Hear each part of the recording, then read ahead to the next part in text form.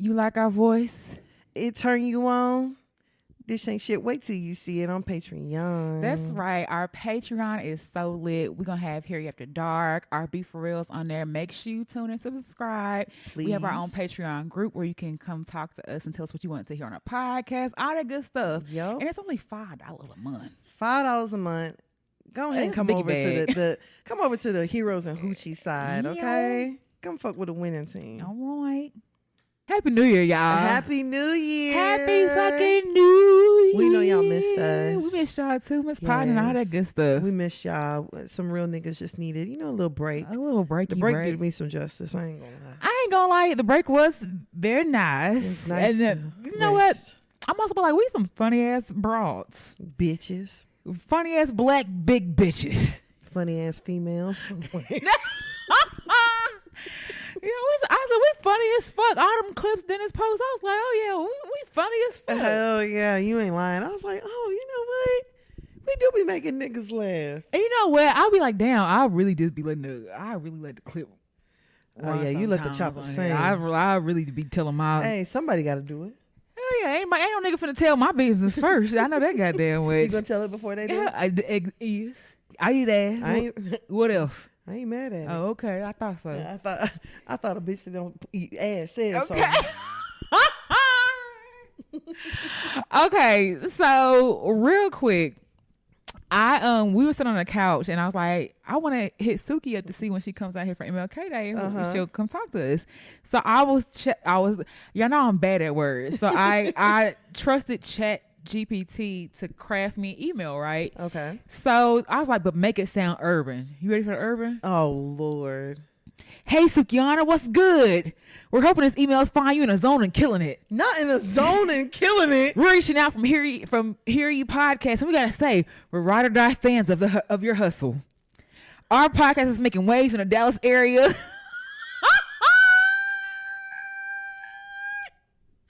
I put in here some of our stats. Oh, ChatGPT is racist. Yeah, you heard that right. We're making noise. Make some noise, y'all. What the fuck? We're all about the real urban vibe. And your energy will be the perfect fit. We're itching to chat. We're itching to chat with you about your latest project.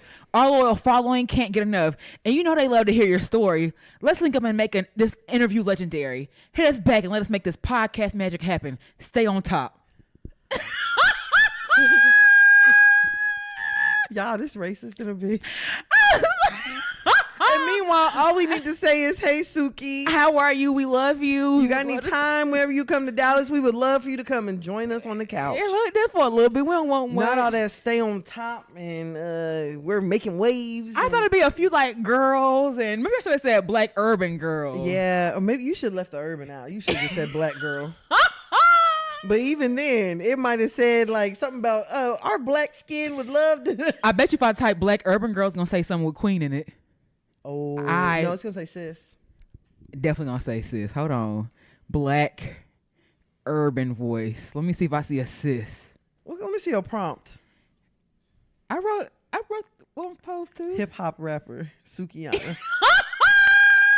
All right, now you make me sound racist. ChatGPT said, hold on now. I don't know how to talk in that voice. Hold on. Use a black urban. Oh, it just says black urban. Use a black urban voice. Copy. Okay. While I'm doing that, hold on. No. Use a black urban voice. Okay. Shit. You gotta be talking right for ChatGPT to know what you're talking about. Shit. I think the urban is what's doing it. What's good? Chop it up. What's good, Queen? Not exclusive chat in the big D.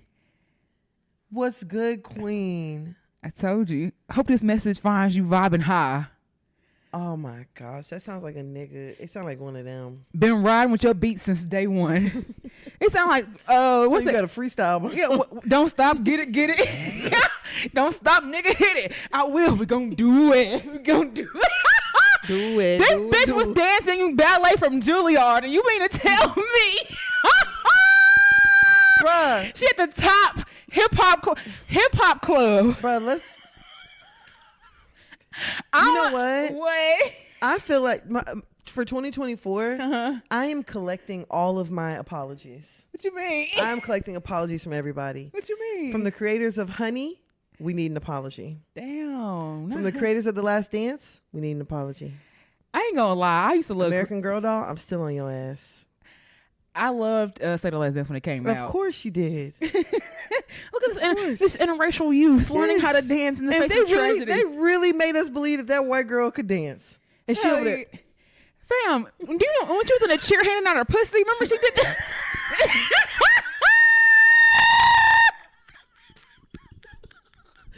You get some pussy. You get some pussy. And nigga, I ain't forgot about you. Girl, then they had Simon Cowell down there. Brava. I'm like, the bitch failed. Like, she should automatically be disqualified, honestly. She should have to come back next year and apply. Facts. I'm like, wow. Like y'all would do us. And the sister hated her. Because she clocked her. Girl. You some rich little white girl. You come into our hood and steal our man. Derek's going to be a doctor. Girl. She clocked her. So I had ass movie. It was great back then. It was an apology.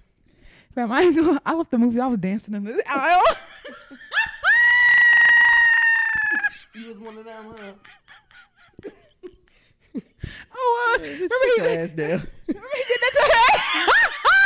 This nigga challenged her. Big old monkey nigga challenged her.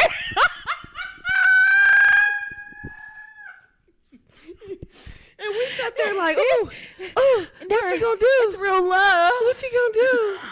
The same way in goddamn Love and Basketball. Man. That play for your heart shit. Hell, and then nigga dunked on her. Had his highest scoring game on her. This nigga scored 130 points. Girl. Over. Dunked the hunt, everything. And had us believing that y'all owe us an apology too. Facts.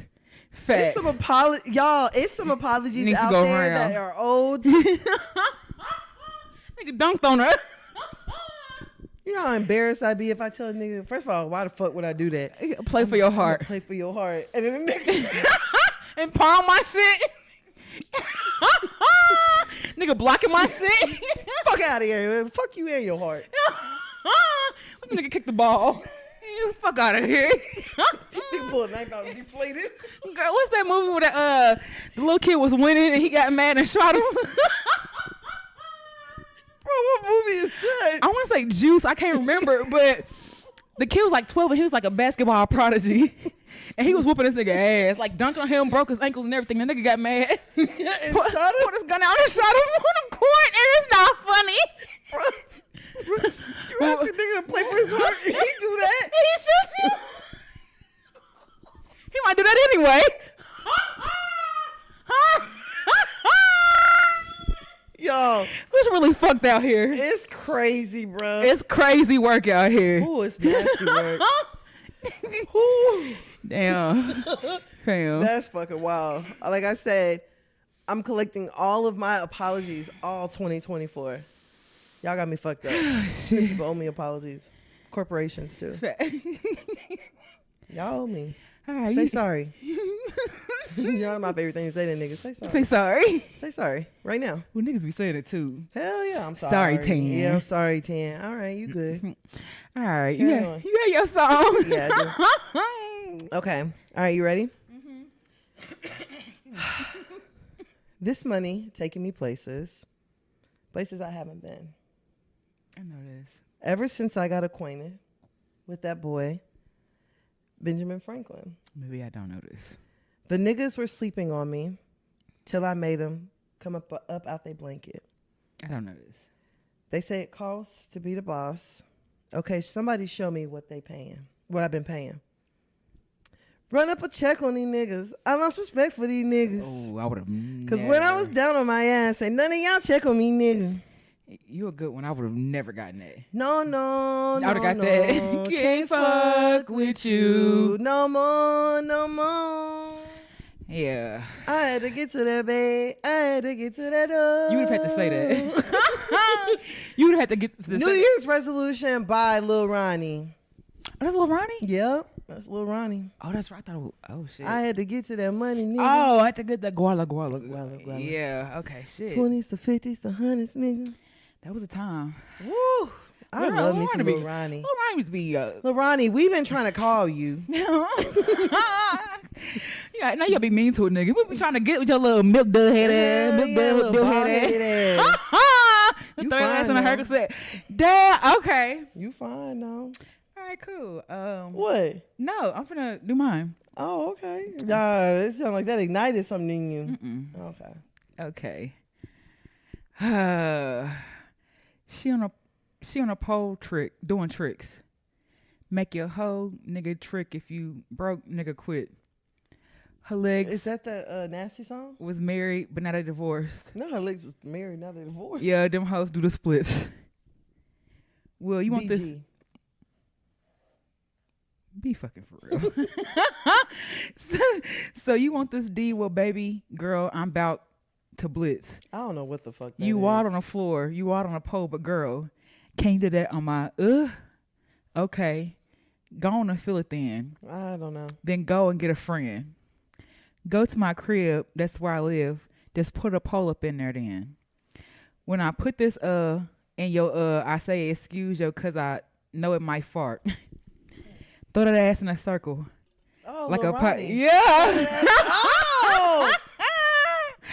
That's yeah. That was your song? Yes. Girl, I swear to God, it was Lil Ronnie too. Fuck out my head. What are the odds? Ronnie. I feel like that's the second or third time we've done that. Like picked similar songs before. I feel like one time we picked the same song. I think we did pick the same song once. But yeah. We picked similar artists before. That's crazy. What are the odds, bruh? I mean, it's meant to be. Damn, I didn't know he said all that on Throw That Ass in a Circle. What? I didn't realize a lot of people said other things too. And I was like, well, shit, she may not get the other part. Because if I had started off, I like naked women. Yeah. And that's a naked truth. Yeah. I was like, that's too easy. Yeah, I would have got that part. Yeah. Not that other part. I wouldn't got it either. But Crying. Hey, best friend. Ain't it a blessing? You are listening to another episode of Hear You Podcast. This is Tan. And this is B. You ready to get started, bro? Let's go. Hey, let's get it.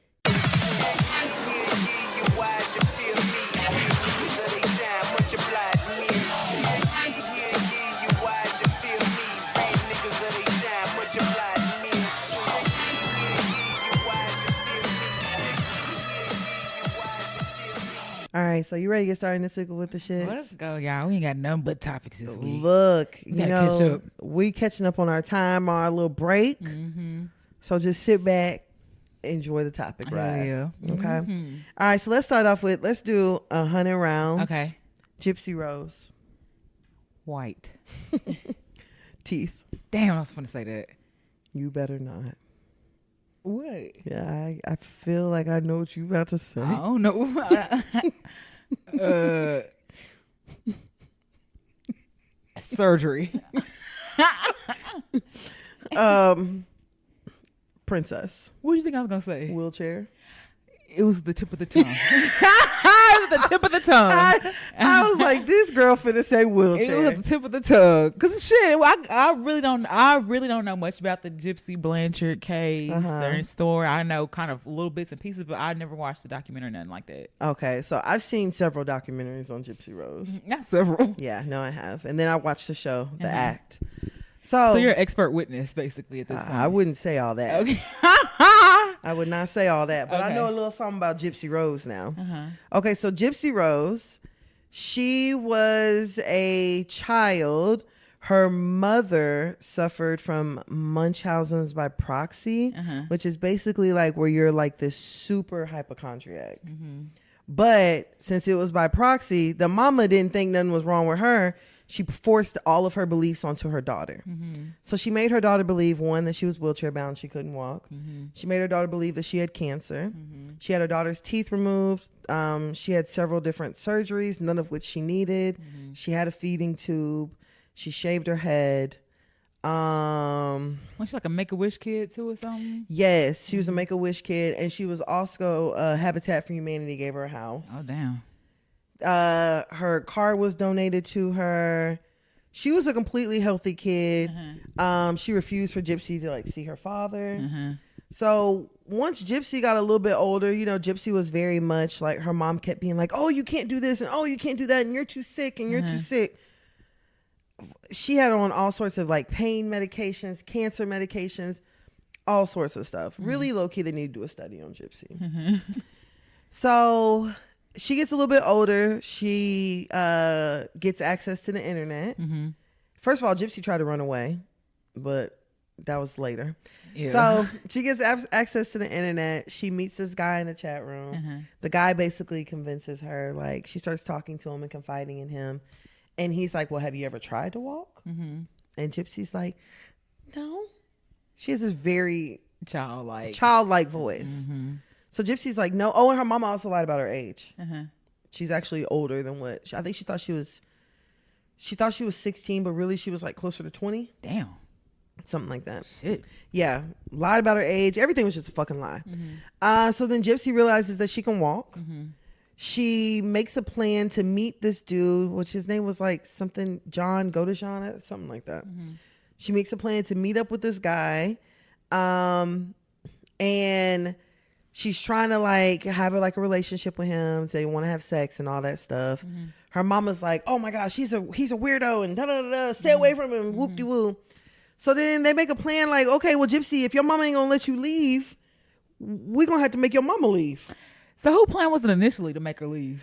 So I think that that's always been a little iffy. Like one doc I watched said that it was his idea, and then another doc I watched said it was hers. So I don't know. Either way, Gypsy went along with it. He came to the house. He stabbed her mama up. Damn. And killed her. And also he tried to have sex with her mama's body after he killed her. It's a wild man. Yeah, but Gypsy was like, no, have sex with me instead. And then they ran off. They were with each other. Basically leaving one abuser for another one. Yeah, pretty much.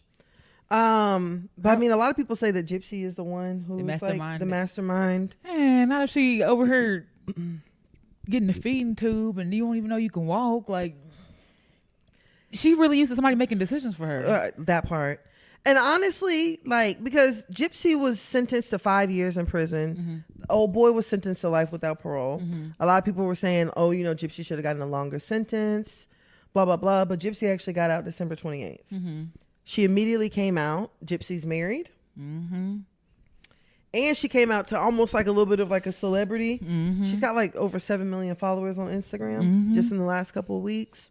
A lot of people really, really wanted to hear from her, wanted to hear like how she's doing. A lot of people feel like she's like a lot of people feel like she's a victim, which personally I do. Yeah, same. I think she's a victim.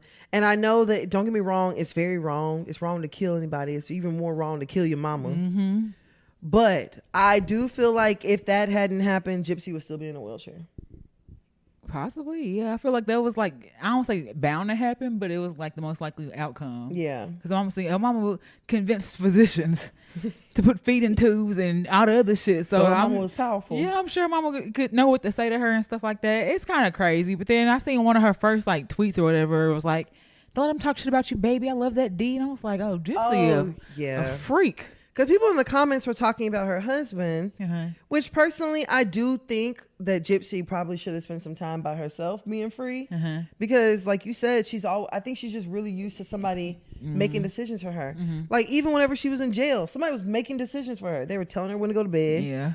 They're telling her when, oh, it's rec time, whatever. So I do think she should have spent some time by herself. But her husband gives me weird vibes. Oh, he definitely gives me. He looked one and the same. I ain't gonna lie. Like he ain't letting go of Gypsy. Yeah, they both look like fucking weirdos. I give Gypsy grace, but she look like a fucking weirdo too. Like she a couple eggs short of a dozen. Like she look a little strange, and I don't know if it's the teeth or just the appearance. Wouldn't you be strange? I probably would be. And then you have that bitch a little strange. Yeah. Shit, if I was Gypsy, I'd be fucking strange too. She looked like what she went through. This is a fact. She looked like what she went through. So I mean, I can see it. Yeah, I can very much see it. I can definitely see it too. And I feel like her husband was probably some like true crime fan, junkie, who just reached out to her. Didn't really know if like anything was gonna come of it, but then once he saw his like chance to get in there, he was like, "Oh yeah, in there, that's mine." Yeah, I do think that's that. my little crazy ass. I love her. I love her. That's my little crazy ass murderer. I'm gonna stick beside her. You think it'd be different if Gypsy had actually killed her mama herself? I don't know. I mean, because I think they did her lawyers did a really good job of making her seem like the victim, which I feel like she was. So I feel like maybe they could have swung it as self-defense. You know what I'm saying? I don't know. But definitely bringing your nigga in to kill your mama a little frowned upon. So yeah, I felt like she probably had a better chance of arguing self-defense had she did something. I mean, that's true too. I think personally, because they say that like he's got his own mental health issues and stuff like that. Yeah, the boy who killed her mama. So I think personally where he just took it too far trying to have sex with her mama's body. Like that's where he took it too far. that's where you draw the line. I ain't gonna lie. I just feel like what other option did Gypsy have? I don't want to say that murder is an option. That's not what I'm saying. What I'm saying is, what other option did she have? What is the difference between Gypsy and a young girl who is being sex trafficked and has to kill her sex trafficker? Sometimes murder is your only alternative. And then where's Dr. Umar? Sometimes you gotta lay him down. You gotta put him to sleep. Some people gotta be euthanized, like too far gone. If you're not gonna get out of my way. Yeah, I don't know. I definitely want to seem like we do. Oh yeah, kill them all. But like, no, that's not what I'm saying. She was in a fucked up situation. Yes, and like if your situation will not move, like I said, Gypsy tried to run away. Yeah, but did she? She did. Did she? Did she know she could walk at that point? Yeah. Oh, okay. But she knew she could walk, but she was continuing to use the wheelchair while her mama. But Gypsy would walk at night. So why couldn't she run away the first time? Because her mama caught her. But how'd she catch her though? She saw Gypsy trying to leave out the front door and ran after her. And she's locked her in or something? Yeah, okay. And she actually handcuffed her to the bed. Oh, damn. So she kidnapped her. Damn, yeah. That's why I'm like, what? How many? And Gypsy had to beg her mama to let her out of the handcuffs. They should do a Gypsy Blanchard musical. I ain't watching that shit. She had it coming. She had it coming. And Gypsy she only had herself to blame. And John Jones back there.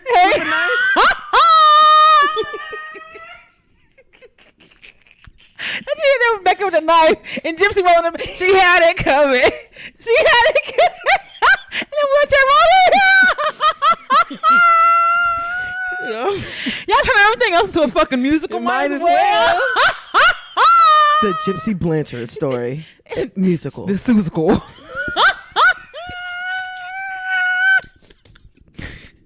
From victim to triumph. It all rhymes. That would piss me off. I ain't watching that. Do you remember Carmen the Hip Hop on MTV? Girl, do I.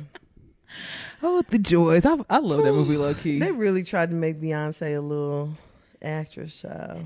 They tried. Because we ain't going to forget about Obsessed. I just feel like Beyonce. I don't know why you keep looking at my husband. I feel like Beyonce is Beyonce in everything she plays. She is. Baby, I know you had a long day. Even as Etta, she was Beyonce. Like, all right, B. Okay. Yeah. I'm gonna sing a song. See. I'm gonna sing this. Still sound like Beyonce. Like, girl. No, for real. We know it's you, but I love it. You're incredibly talented, but that ain't it. You bring the star power. Yeah, that's a fact. Let that's her play. A talent within its own. Let her play it. Hell, it's Beyonce. Fuck. Yeah. Let her play it. Let's be. It don't matter. I don't know. She definitely has her own, and I feel her. After this, capitalize on all that shit. Do all the interviews. Write the books. Sell the shirts. She might as well. People have been interested in her story for a very long time. There have been so many documentaries. There's a TV show. Where that money went? The TV show made money. Everybody but you. Everybody has seen the act. Oh, yeah. Everybody's seen it. Where did the money from the show go? Shit, maybe they had like any proceeds go to Gypsy's books. I feel like when they're in prison and they giving interviews, I feel like they cannot get paid for stuff like that. So maybe they had a little trust set up for her. I hope so. I mean, because 5 years ain't that long. So if I know I'm doing 5, like you set me up, y'all do the interview, but I need something on the back end. Right. So when I get out here, I ain't got $250 in the bus pass. So I get out here, I ain't got to do nothing strange. Hey, I ain't got nothing but my prisoner ID. Which is a legal ID in the state of, wherever you from. Because still, honestly and truthfully, I don't know what I'd do if I go in Trader Joe's and Gypsy the cashier. Yeah. I don't know. Casey Anthony up here free? Girl, fuck her. I don't know what she looked like if I saw her, but. No, me either, to be honest. Well, fuck her. I'm sure somebody would know her. Hell yeah. Like, we can't expect for Gypsy to just go get a regular job. You don't think so? No, she can't. Girl, she's got 7 million followers on Instagram. I mean, wherever Gypsy works is gonna be a problem. Oh yeah, I can see it. Good and bad. Yeah, all the people gonna call her a murderer. Yeah, and there's gonna be other people who are trying to stone the ones calling her a murderer. Ain't she a felon? Yeah. Oh, she's the same felon treatment then. No, she better not get no apartment. They make felons wait 7 years for that shit. She probably bought a house. Maybe she in that Habitat house still. Girl, I doubt it. That house was wheelchair accessible. Enabled. Yes. It had ramps everywhere. I was say, have you ever she could roll into the tub? Have you my house used to be wheelchair accessible. Like my granddaddy. And so I would roll my skateboard down a ramp. The people who over there that ain't what that shit for. Built this for him. Like a wheelchair accessible house is kind of wild. Ain't gonna lie. We got the knobs at the bottom. The knob and like the cabinets you open in some way. Yeah, and then the handlebars on the tub. Like shit is kind of actually really wild. Like how you make a combination. But you do what you gotta do. I remember I was looking at apartments. They were like, yeah, no, this is a wheelchair accessible unit. I was like, well, I don't need it. Yeah, somebody save that for. I don't need my knobs to be at the front of the stove. Put them in the back. Save this for somebody. I would hate to see somebody in a wheelchair come rolling by me. Hell yeah, and I'm in my wheelchair accessible apartment with no wheelchair. They told me they didn't have no more wheelchair accessible apartments left. You take this one. Do you feel like when people be like, or do you feel in your head, shit? Do you feel in your head that if you go in a wheelchair accessible apartment, then that's karma putting it out there? Yep. That's why I do not park in handicap parking. I don't care how quick. It can be the only parking spot and the other one is all the way in the back. I would go to the back. I'm not parking in no wheelchair accessible. I don't even like using the buttons. Huh? You know the ones that swing the door open for you? Yeah. I don't even use them. Oh, I am. Them doors are nasty. Yeah. Half of them you open and open. I'm definitely going. Yeah, I'm pushing it. Damn, that's not a wheelchair accessible thing, no. It has a wheelchair button on it. See, you use it so much you don't even know. Sometimes it doesn't. Sometimes it's just. It say push here. Yes. Oh, okay. That's what it say. Yep, that's what it say. It say push. Yeah. Okay. All right, are we done with Gypsy? Yeah, we done with Gypsy. Now you finna color signs on we only. Look, I don't fuck around. I leave those services for people that need it. I don't need it, and pray I never do. Amen. I ain't never thought about that though. I've never thought that the automatic doors were for wheelchair accessible. Yeah, they're for. Well, I mean, I know what it is, but moms be using it too, and they got strollers and stuff. Oh, that I understand. I ain't got that either. True that. Okay, let's go ahead and go over to our next topic. Okay. Let's do 100 rounds, color purple. Sealy. Shugs P. Squeak. All right. Okay. So, by now, I'm pretty sure everybody has seen the color purple. Or at least you've heard things about the color purple. Yeah, you've heard things about the color purple, the new color purple. The musical. I'm actually shocked to see how many people never saw the first one. I'm not, because that's a long ass movie. It is. It's so good. It is really good, but it's even better than the movie, the book. And I know niggas ain't read that. I know y'all. I know y'all ain't read that. Me, I am niggas. I've not read the book. The book is really, really, really good because it goes more in depth about stuff. So the book is really, really good. And I want to say, it's been a while since I read the book, but I want to say in the book, they're actually talking about her having, like, making pants and stuff, but you never see that in the original movie. Oh, yeah. You just see her leaving with Suge and joining that, her being a unicorn. That's how you see it. Hell yeah, you ain't lying. So it's like third wheel. Yeah. I said, boy, okay, poor Celie, man. Just used as a little rag doll her whole life. Like a toilet. Hell yeah. A lot of people haven't. It was actually very shocking to me because I was like, you ain't seen The Color Purple, but you want to go see the new one? Yeah. All right. I mean, but I get it. It came out on Christmas. Sometimes that'd be like what people do because especially when it's support a black film too. Right. Mm-hmm. So you saw The Color Purple. Did you like it? I liked it, and it wasn't as a musical as I thought it would be. Like it was spaced out enough to where I feel like I got enough. Mm-hmm. I liked it. It was cool. I really liked it too. I went by myself. I went to Sinopolis. I don't know if I'm saying it right. I went by myself on a Tuesday. Tickets were like $5. $5. Man, I was so fucked up in there. I had 2 drinks. Well, I had a drink at the bar and I ordered 2 drinks inside. Yeah, because Sinopolis do drink specials until close. Happy hour on Tuesday. So until 11 o'clock. They got appetizers, everything. I got appetizers.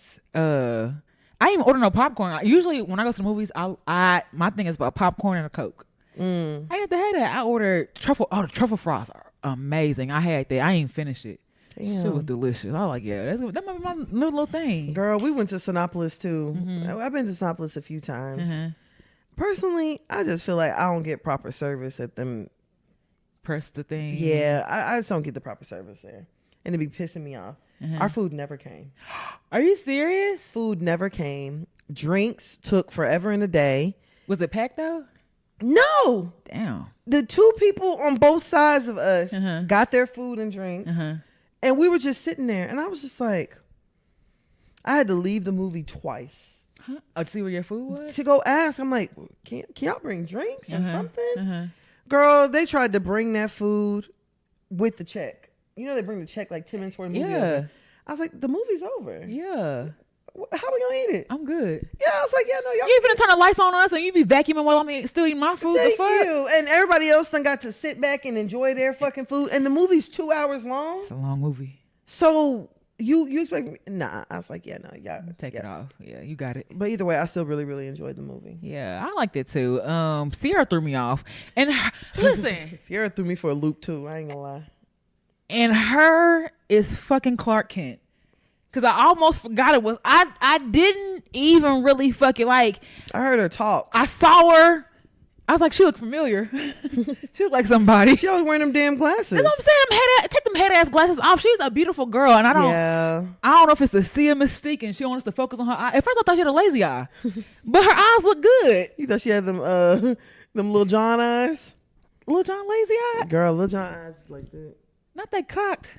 Like a pistol. I didn't know that. Rick Ross, not too bad, not too far behind. I can't talk. I'm a little cocked too. I got angles, but I did not know it was her until I remember. I was like, oh, her's supposed to be in the movie, and she's supposed to be Squeak. I don't even remember her singing really in the movie. I know. Oh yeah, no. Once I heard her voice, I was like, oh yeah, that is her. Well, her voice, I was like, oh yeah, that's her. But I really wish she stopped wearing them glasses because I low-key think she might be doing herself a disservice with that shit. For nobody to recognize you. And maybe that's what she wanted. Maybe she wanted to walk through Target on a Saturday and not be disturbed. I mean, I guess you are right. I was just like, damn.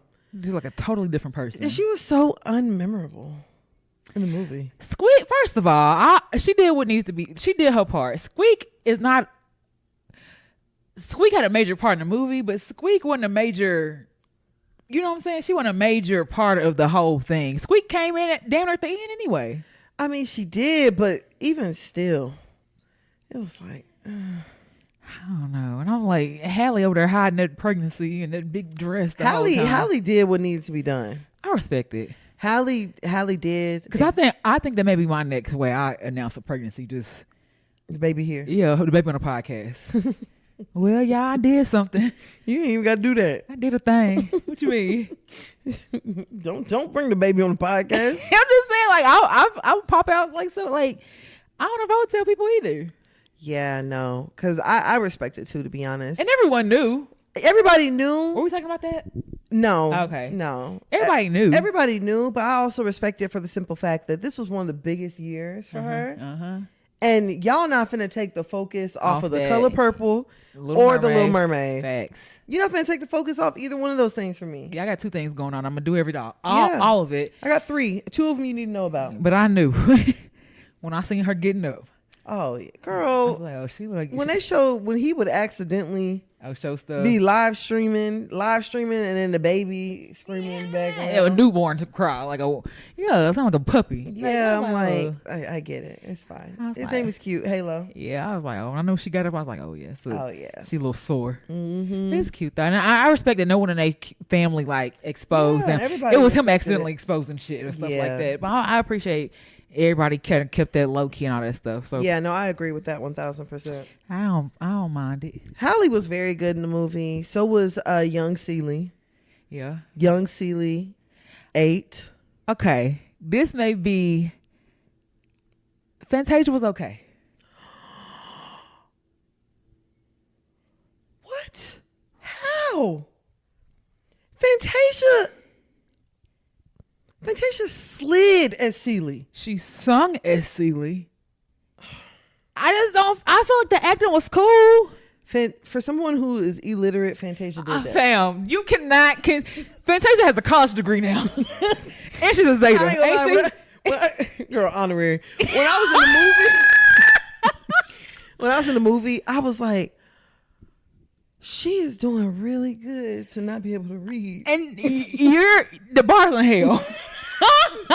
No, I'm playing. No, Fantasia did that, bruh. Fantasia did that. Okay. She did that. I thought she played very well. Okay. I thought she played very, very well. I felt like it. I feel like Fantasia's an SG row. Ooh, y'all gonna kill me, ain't y'all? Ain't that a pretty poodle? They gonna stone you. That's the pretty poodles though, right? Okay, yeah, okay. I knew it was blue. They gonna stone you. Look, I ain't pledged. Stop saying I ain't throw no signs though. Yeah, don't do that. But I'm just like, I can't believe you thought Fantasia was just okay. Fantasia gave. Okay, I saw it. I was like, oh, that's Fantasia. Of course. So when you saw Suge and said that's Taraji. I felt like Taraji embodied Suge to me. I felt like, when I saw Fantasia, I was like, but Taraji is. Fantasia remember the Fantasia movie on Lifetime? Mm-hmm. That's what I got. I got young Fantasia. And it was, I'm not saying she did bad, but I'm saying I got Fantasia. So y'all don't feel the same way? You felt like Fantasia slid? I felt like Fantasia did an amazing job. Didn't you too? Did you watch it too? Did you? You thought Fantasia did a good job? I didn't say she did a bad job. I didn't say she did terrible. She was just okay. I didn't want to say just okay, but I.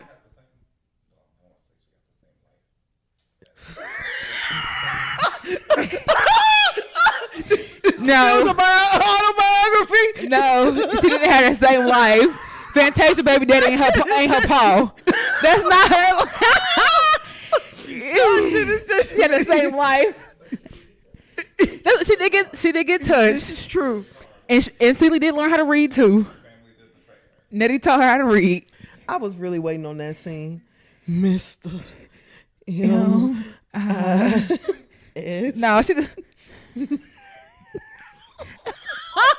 Apple, APPLE, egg, EGG, dog, DOG, Mister.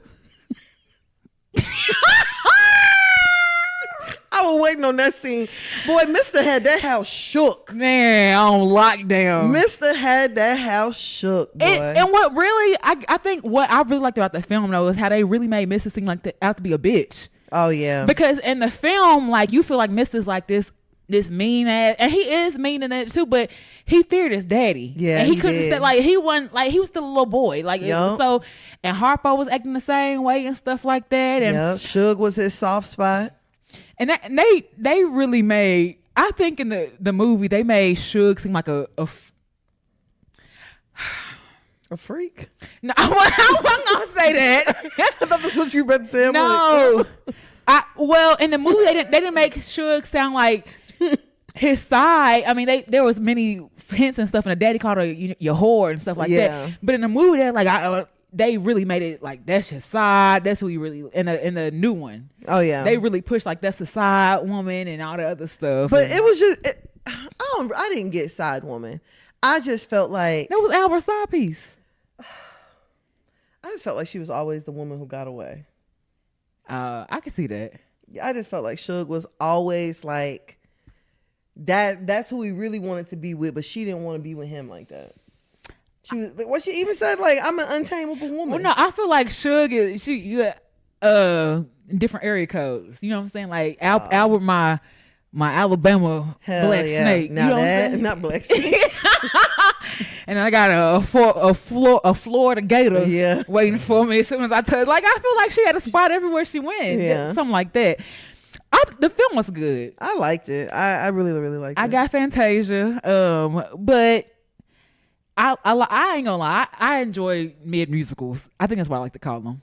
Like have a touch of singing in there, but not like overly. And because I ain't gonna lie, I hate musicals, and I was a little worried it was gonna be too much goddamn singing for me in this one. But I do feel like it was just right. It was just around. It wasn't too much. A few of the songs I was like, okay now. Now Danielle Brooks, that was a goddamn Sophia. Now if we're gonna talk about who's acting, that was Sophia.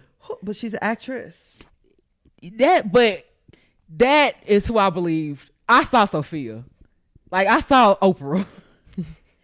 I saw Tasty. You know what I'm saying? Like, I felt when I felt her hit that white woman, like she was like, she played her part. She did. She definitely ate as well. I saw strong woman. Yeah. The way she did manhandle Harpo and girl, you know what I'm saying? Like I really like she played her ass off in that. And when she was telling Celie like, you didn't be letting him put his hands on you, and I'm like, and when she said, I love Harpo bad, but I'd kill him if he put his hand on me or something like that. I felt that, boy. Cause listen, she said they be fighting each other though. Harpo came in there, eyes all swollen. A mule hit me, Paul. I think Grandpa said like that was a big mule. It was cute. I really liked it. I really enjoyed it. I thought it was really good, but then you seemed like a little tense afterwards because you feel like this is a black cast and the production black everything, production black, and then you see they doing that black ass shit of not providing them transportation and cars. And when Taraji said that she was driving herself to set every day, and someone was like, "What's wrong with that?" I'm like, "Do y'all not see the news in Atlanta? How the fuck is it look that Taraji P. Henson got robbed?" Stop it to set. Yeah, on the way to set. They stole all of Suge's all the costumes. Suge's clothing. The movie got to be pushed back another year. Cause all Suge's costumes gone and wigs gone. Like how the and they came from China, girl. Nah, and some gotta wait. And somebody in the Atlanta hookah lounge wearing Suge. Sister, a flapper outfit now with a hookah and finger waves. They over there. Hookah, you been on my.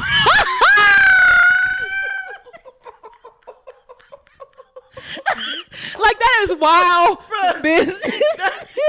That is fucking insane, dog. That's wild. That is, bro. Somebody been in the hookah lounge with your costume on. Crazy, bro. Damn, that's wild, bro. I'm trying to tell you, and that is so ridiculous because I'm like, I know damn well Oprah had a driver, and her driver probably sat there and waited for them to get there. It was a 14-hour day. Yeah, and like you're saying, too, it's a liability. What if she got into a car accident? That part. The movie scraps. The movie's done. Y'all can't even do nothing else. Like, and granted, anything could happen, but like, I don't know. But she said she almost didn't even take the role because the pay wasn't what it was supposed to be. And I'm just like, that's crazy for the run Taraji's been on. And the work that she's put in, that she still has to like, well, I I don't want $1 million. Can I just get a little? Can I get a little something? Yeah, because the way they break it down of how much they actually get, you know what I'm saying? They have to turn out other projects to take this on. So maybe this is her one project she did a year, and she made $175,000, but 30% go off to the or 50 or something like that. And then the people she got to pay. She got to pay agents. She got to pay lawyers. She got to pay And the way that the rollout, I would say the rollout for the movie's been great. You know what I'm saying? Yeah. Everybody's been looking good, and that ain't free. Girl. That ain't a Black Woman's Glam Squad. Like, that's not, and you know who looked good every single time they fucking stepped out? Goddamn Fantasia. Girl. Fantasia stepped in every outfit, every stop. I don't know who it started. I feel like her started Cardi stylist because they just don't miss when they step out doing press releases and stuff like that. And then hearing all of like the pay discrepancies and stuff like that, to see Oprah going and passing out color purple Telfars to the damn cast with movie tickets inside of it to the damn movie that they're all in. Yeah, bitch, if you don't fucking pay them people, facts. You ain't shook. I don't want no fucking car. Give me the fucking money. Yeah. But I damn sure don't want no damn Telfar. And then I was hungry the whole time I was damn filming. But also on the other side too, I also feel like Oprah got unnecessarily villainized because she's a producer of the film. She not. I don't. In the day to day, you know what I'm saying? Like it's. I think we're giving Oprah a lot of. What I can she doesn't deserve it. What I can say is she deserves to be villainized. It sounded like Taraji said when she brought it up to her, things changed. So I could see if you bankrolling a project. But if you bankrolling a project, that don't mean you always there. You produce it, you put money behind it. You know how much money you making? Yeah, because ain't nobody paying. Like the people paying me ain't trying to see my day to day and stuff like that. They don't know what I do day to day. They just pay me. So you think as the head honcho, you don't know nothing that's going on? I'm not saying that, but Oprah ain't the only head honcho, and Oprah's contribution so far has been financial and contributing to it as an executive producer. If her there's other head honchos we need to really I'm sure they're below Oprah though. If Oprah is the head honcho and she is financing this whole thing, you don't think she's signing off on budget? I'm sure she's signing off on something. Budget? You don't think there's a transportation budget? I'm sure there's all that stuff, but I'm not sure Oprah's the one that's sitting behind the scenes. Okay, we're advocating this much for this. Oprah just shining the checks. And maybe I'm just giving her too much grace, but I feel like that's the word I was looking for. There's definitely more people who I feel like, I don't know. But as a head honcho, that's just the role that you take on. Because guess what? If it had been that Taraji was like, oh my gosh, I have never made this much money off of a film before in my life. Oh my gosh, the transportation was amazing. If Danielle Brooks had said, oh my gosh, y'all, the food was amazing. We had vegan options. We had this option. We had that option. Pescatarian. We had halal. Then guess who would have gotten all of that praise? Oprah. Yeah. So this is what comes with you being the head name that is behind a movie. Whether it's good or whether it's bad, we are all looking at you. That's true. That you're the one who wants to be the executive producer, then you need to executive produce. Well, how? There is no reason that Danielle Brooks should have to get on a panel sitting next to Oprah. And it was clearly that, and honestly and truthfully, I can only imagine the things that went on we didn't know about. Yeah, because Oprah got everybody, and I don't want to say it seemed like a PR, because I don't know if that was part of the press run, but it definitely seemed like it was like we're gonna talk and figure out, what happened and all that other stuff. And I didn't watch the interview, so I don't know what was said or anything like that. Girl, imagine you sitting next to your boss, and you tell your boss, "I'm sorry, but there ain't no food over there, y'all. They don't feed nobody." But you're expected to work a 12-hour day. Yeah. Without food. Learning choreography. I had to DoorDash. Why should Taraji have to DoorDash? Yeah. That's wild. And you DoorDashing and bringing the shit to Tyler Perry Studios. Wait, it was done at Tyler Perry? Know. Okay. Okay. I was like, oh. Made that up. But it probably was, to be honest.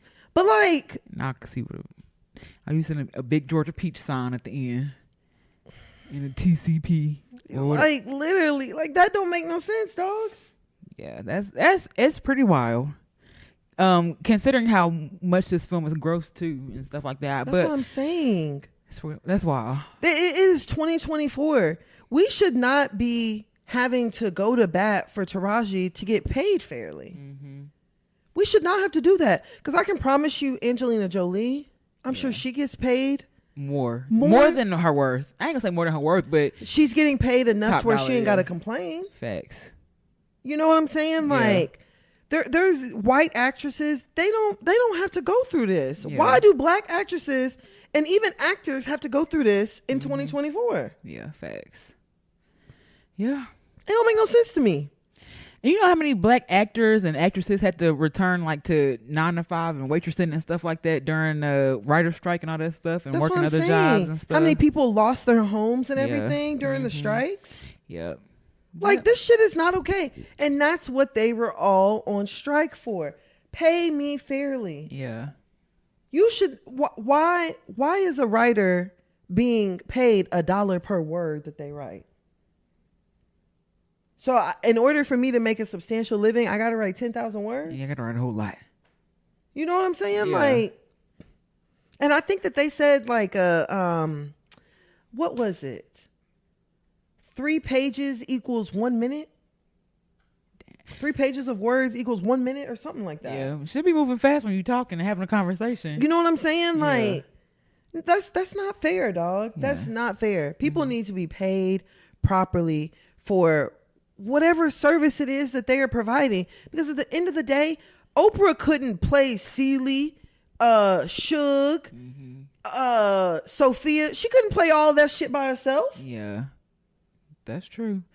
I will say I like seeing the cameos in there too. Like the people we didn't even know that was gonna be in there and stuff like that. Like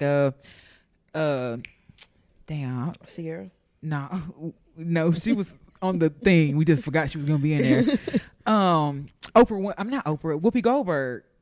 Wait, where was Whoopi? She was a midwife. She delivered Celie's baby. Oh, I must have missed that. That might have been whenever I was going to ask for where food was. Yeah, she was a midwife. David Allen Greer. I didn't know he was gonna be in it. He played Suge Daddy, right? The pastor. Yeah. It was somebody else. I was like, oh, they in here. It was pretty cool. But yeah. Oh, Cora. Oh yeah, Cora was in there strong. Yeah, I didn't know Cora was gonna be in there. So it was nice. It was a good time. I had a really good time watching it. Yeah. So I will go see it again, to be honest. Would you watch it again? I'm not a watch movie twice type person. Oh, okay. Yeah, I would go see it. I would see it again. I mean, I maybe, but it ain't. I felt like it was cool. I watched it at home. Yeah, I would watch it at home. I don't know about going to the theater. Yeah, I don't know. Yeah, I do that. So. Yeah. And of course, we saw Boosie complaining, saying he had to walk out. And I don't fucking, because when I saw that, I'm like, where was the gay scene? I'm like, so you missed it in the first one? Yeah. Well, the first one, I feel like it was more. I didn't even know it was a gay scene when I was little. I didn't know that. I thought there was just they kissed in the first one.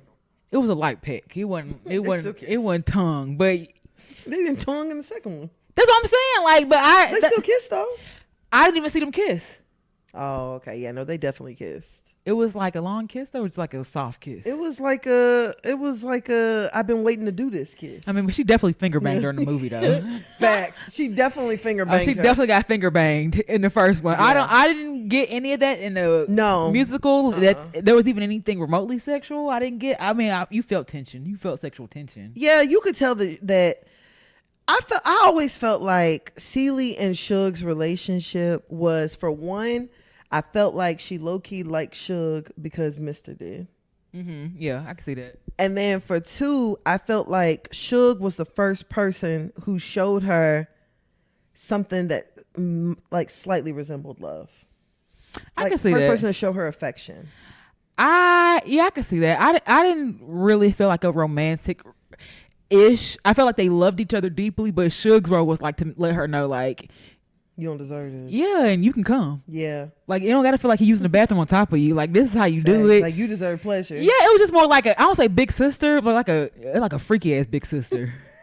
No, I don't know about big sister. Or like a house mom.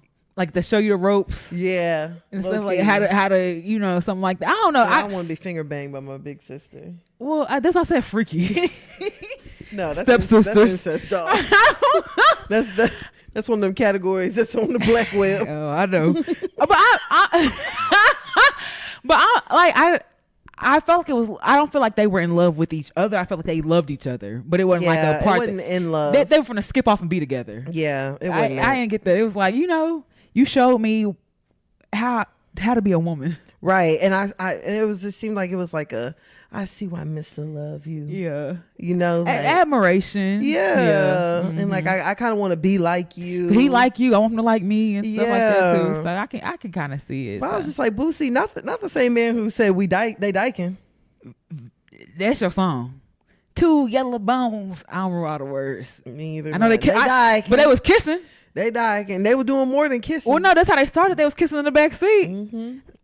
Boosie is a walking contradiction. It was like that nigga is he's so silly and stupid. It's funny. I didn't get pushing a gay agenda in this. I barely noticed the gay agenda if there was one. Boosie honestly just needs to leave anything LGBTQIA plus. It never alone. ends. It never.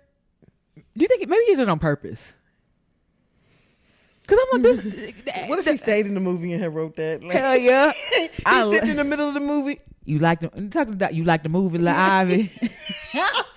you like Close that singing. You like that singing. For what part? That's what I'm saying. Like it was really quick. So that wasn't long. By the time you got up and left, it was already over. And they got a gay sister.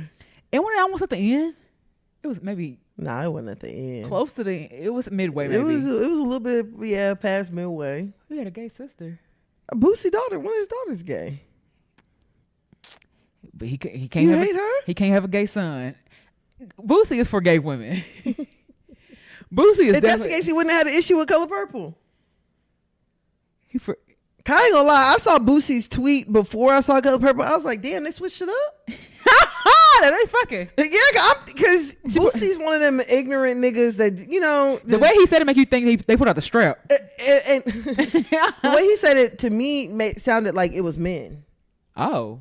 And I was just like, I don't remember that from the first movie. Yeah, I don't remember nobody being gay. Yeah, so I'm like, damn it. I'm thinking, did they switch it up in the new one? Okay. And then once I saw, I was like, this is what Boosie was mad at? Yeah. The first person that showed this tortured and abused and sexually assaulted black woman some love, I would have kissed Suge too. Yeah. She was just happy. It's just in the moment. I don't know. The whole thing was weird, but I'm like, I know your daughter has seen and heard more things than that. Probably she's seen and heard more probably on TikTok. And from you. That part. I mean, if she's been to a Boosie party or walked through getting a tuna sandwich on the way back to her room, she definitely. Tuna sandwich. He talking about how famous the sandwiches are and stuff like that. I'm sure she's seen some of that stuff, but Girl. I don't know. He said, I don't know. He said, I don't have them hoes around my kids. I don't know. All right, if you say so, my boy. Yeah, whatever. What do I know? I ain't there. Yeah. The moral of the story is pay black women, y'all. Mm-hmm. Pay black women. Yeah. Y'all, you can't just use black women for black crafts and talent. She'll bring the laughs or she'll bring the black crowd. Exactly. We deserve to make money just like y'all do. Facts. That's just really it. Okay, let's go ahead and go over to our next topic. Okay. Let's do 100 rounds. Okay. NBA Youngboy. Basketball. Utah. Oh, YouTube. Facts. House arrest. Okay. It's a long ass house arrest. So NBA Youngboy. So I have personally, like a little theory about NBA Youngboy. Okay. For one, I feel like he's a slave. Two. Just hear me out. Okay. So NBA Youngboy got in trouble. Mm-hmm. His label was able to get him out of jail on house arrest. They got him approved to be all the way in buttfuck Egypt, middle of nowhere. Out the way. Mm-hmm. Out the way. He's literally in this house, and all he does is make music. That's all he does. And videos. And videos. Mm-hmm. And the white people behind the scenes are just getting richer and richer and richer by the day. Personally, I feel like he's a slave. I feel like he's a YouTube slave. Uh-huh. I feel like he's a record label slave. Yikes. That's just the way that I feel. I'm gonna be honest. I feel like he's being exploited. I feel like I'm too old to really know a lot of Youngboy stuff. I feel like that's like not my generation. Yeah, no, I see his stuff pop up on YouTube all the time. I never see it stuff, and but like, I also don't fuck with young niggas or niggas who listen to it. You know what I'm saying? I don't have no nigga that's like putting it on my Spotify, so it's not something I just normally hear. I'll hear like a feature or something like that, right? But I know the range that he has. I know that he got these young niggas heads. It ain't just young niggas. It's old niggas too. He got niggas. He got niggas. He had the heart of the niggas. He has niggas in a chokehold. Yeah, he has niggas in a chokehold. I'm telling you. So I've realized that. I realized how popular he is on YouTube and everything else. But I just... Bro, all of his videos, millions and millions and millions of views. And all NBA Youngboy does is talk about like, oh, I got this much money. I got that. Da, da, da, da. And I'm just thinking to myself like, damn, if he got that, what they got?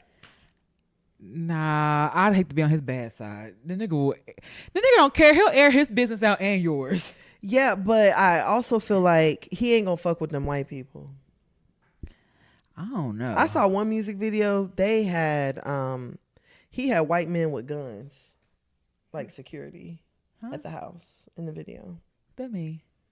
I'm like, that ain't nothing but the fucking record label doing. Bruh, this nigga is a slave. Oh, those are his overseers? Yes. Oh, wow.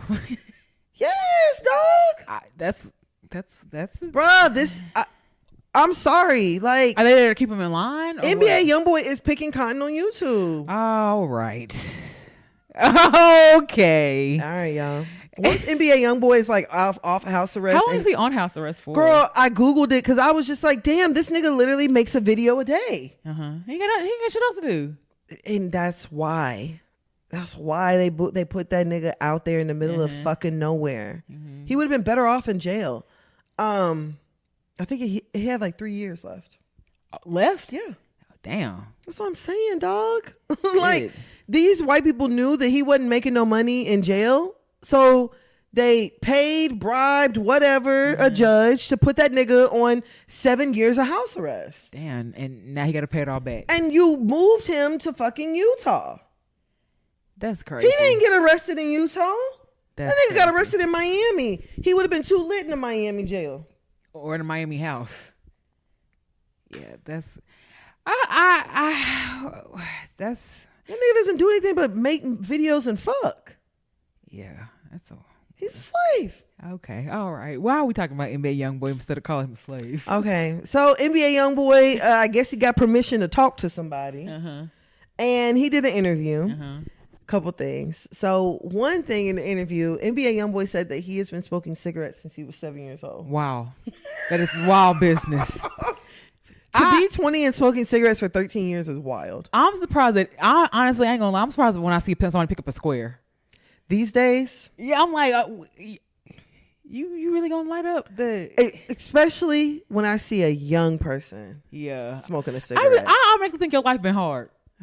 Like, I automatically think you have a hard life if I see you smoking a square. If I see you outside patting this, I'm like, oh, bitch had a hard life. Yeah. You had a hard upbringing. And I don't know why. I just feel like that's some tough shit. Girl, you ain't lying. And I dated one nigga that smoked cigarettes. And you talking about don't have a cigarette and get irritated? I dated one nigga, sloppy, wide back, built ass bullfrog that smoked cigarettes, too old, wide, flat back ass, flat feet ass frog. It just you know, you ever seen a nigga just let it hang out the side of their mouth and shit? Oh yeah, and talk, just get away. Nigga, and then shut the fuck up. It just cigarette smell. Yeah, and it sticks. It sticks. Like, and they be wanting to smoke in the house, and then they want to kiss you. I'm like, I'm okay.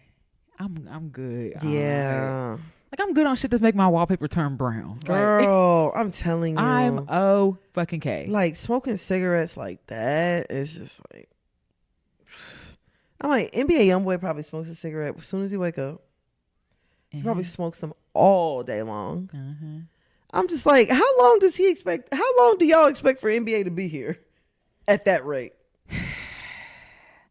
I feel like that nigga's done a lot. And I feel like in a short amount of time. I feel like they didn't expect him to make it this far. If that nigga been smoking since he was 7, and he actually said that I guess somebody somebody was smoking a cigarette and he picked it up and hit it. And ever since then. And he's been on them since. Now, I ain't gonna lie. My dad had a friend that smoked cigarettes. and he threw a cigarette down, and I was very little, and I picked it up and hit it. Uh-huh. But I didn't pick it up and be like, oh yeah, that's it. Yeah. I picked it up, was like, hell yeah, choking. Yeah. Like, yeah. My granddaddy used to do it, and I even hit it, and I was like, this is disgusting. yeah.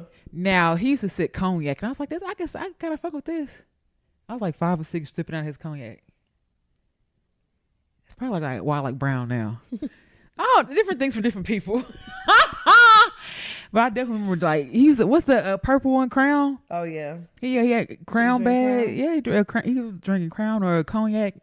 I was like, I sip of Yeah. it. I liked it. I was young whenever the first time I tried liquor or alcohol. Liquor. Yeah.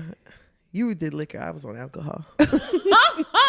What's that mean? And, no, my uncle had a beer. Oh, that's the alcohol. Yeah, and I was like, oh, I want to try it. You know, of course they were like, oh, this is for adults. And I was like, I want to try it. I want to try it. And my uncle let me have a sip of Heineken. And I was like, oh. See, if it was beer, I probably would have had that same reaction. But I was like, it was, you know. Oh, you had to mix with Coke and stuff? Yep. RC. So that, I know that was good. I feel like it's kind of tasty. Yo, RC is my favorite. You've said that before, and that's RC so wild. Because how often do you see a fucking RC? That's whenever you see dispenser. It. Whenever you see it, you gotta get it. When's the last time you seen an RC in a what's it called? Oh, a canned RC. Canned a glass soda pop be good. What is this nigga crack? Oh, a canned RC, boy, that hits. But RC and brown, that sound good. Yeah, it's pretty lit. I'm gonna try that. I'm gonna do that. Too. I'm definitely gonna do that. So yeah, NBA Youngboy said he'd been smoking cigarettes since he was 7.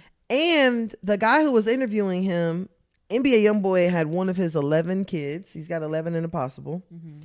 And niggas only like 20 something or 20. A possible. Who pregnant? Supposedly his wife is pregnant. Okay. And I saw one of his videos, and he was inside the hot tub, and he had his shirt off and stuff, and his wife got in the hot tub fully clothed.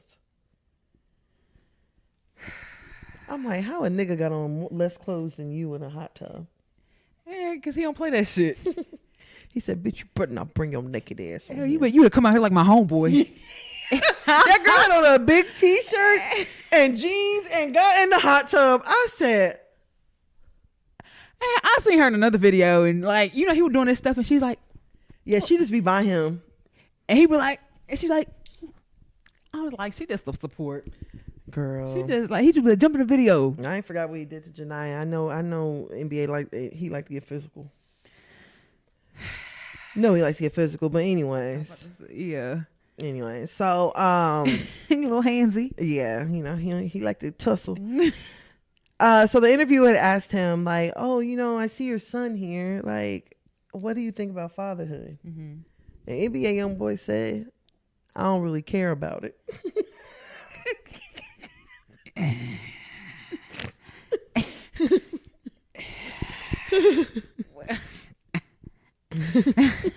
Bruh, I cannot imagine. And your child right there. And your child right fucking there. And you talking about you don't really give a fuck about fatherhood. And you right now you're supposed to be a father.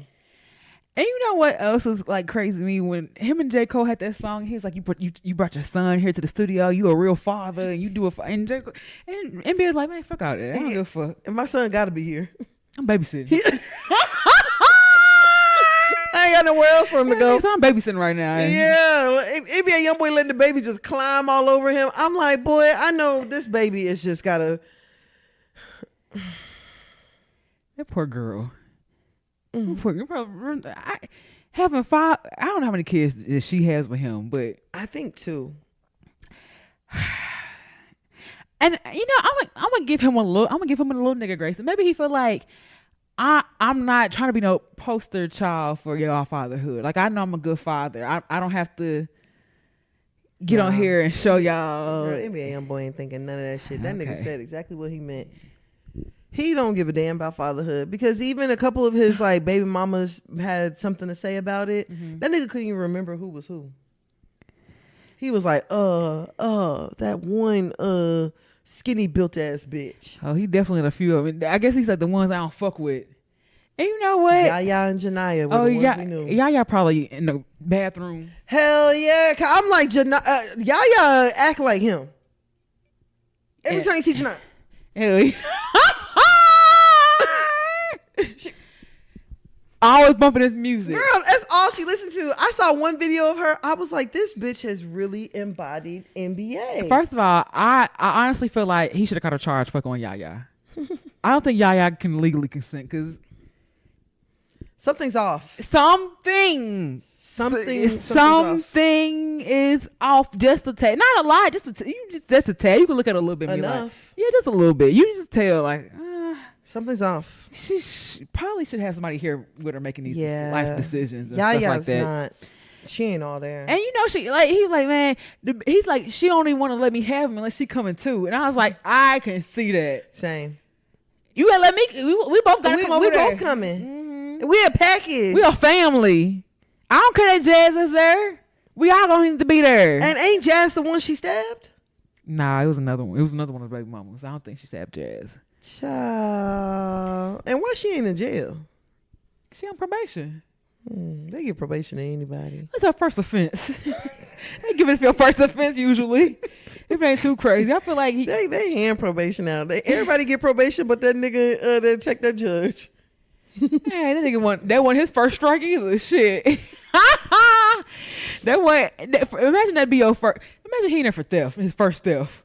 And you done did that dumbass shit. Now you in there for stupid. What was that? Orange and it was some movie. He was only in there for like Sons of Anarchy. Oh yeah. His time kept getting longer and longer because he kept doing shit. Girl, dumbass. He had 3 life sentences. I was like, this nigga. After I saw that video, I said, whatever they say that nigga did, that shit. Girl, and you see that second when he came back to the court the second time, completely covered, had that muzzle on. Yes, ma'am. I was like.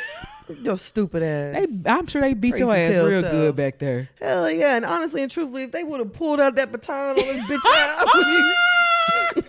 I wouldn't even been mad. I ain't gonna lie. I low key thought, I was like, oh, they finna clap this nigga. They finna shoot this nigga live. They finna shoot this nigga on TV. I thought it.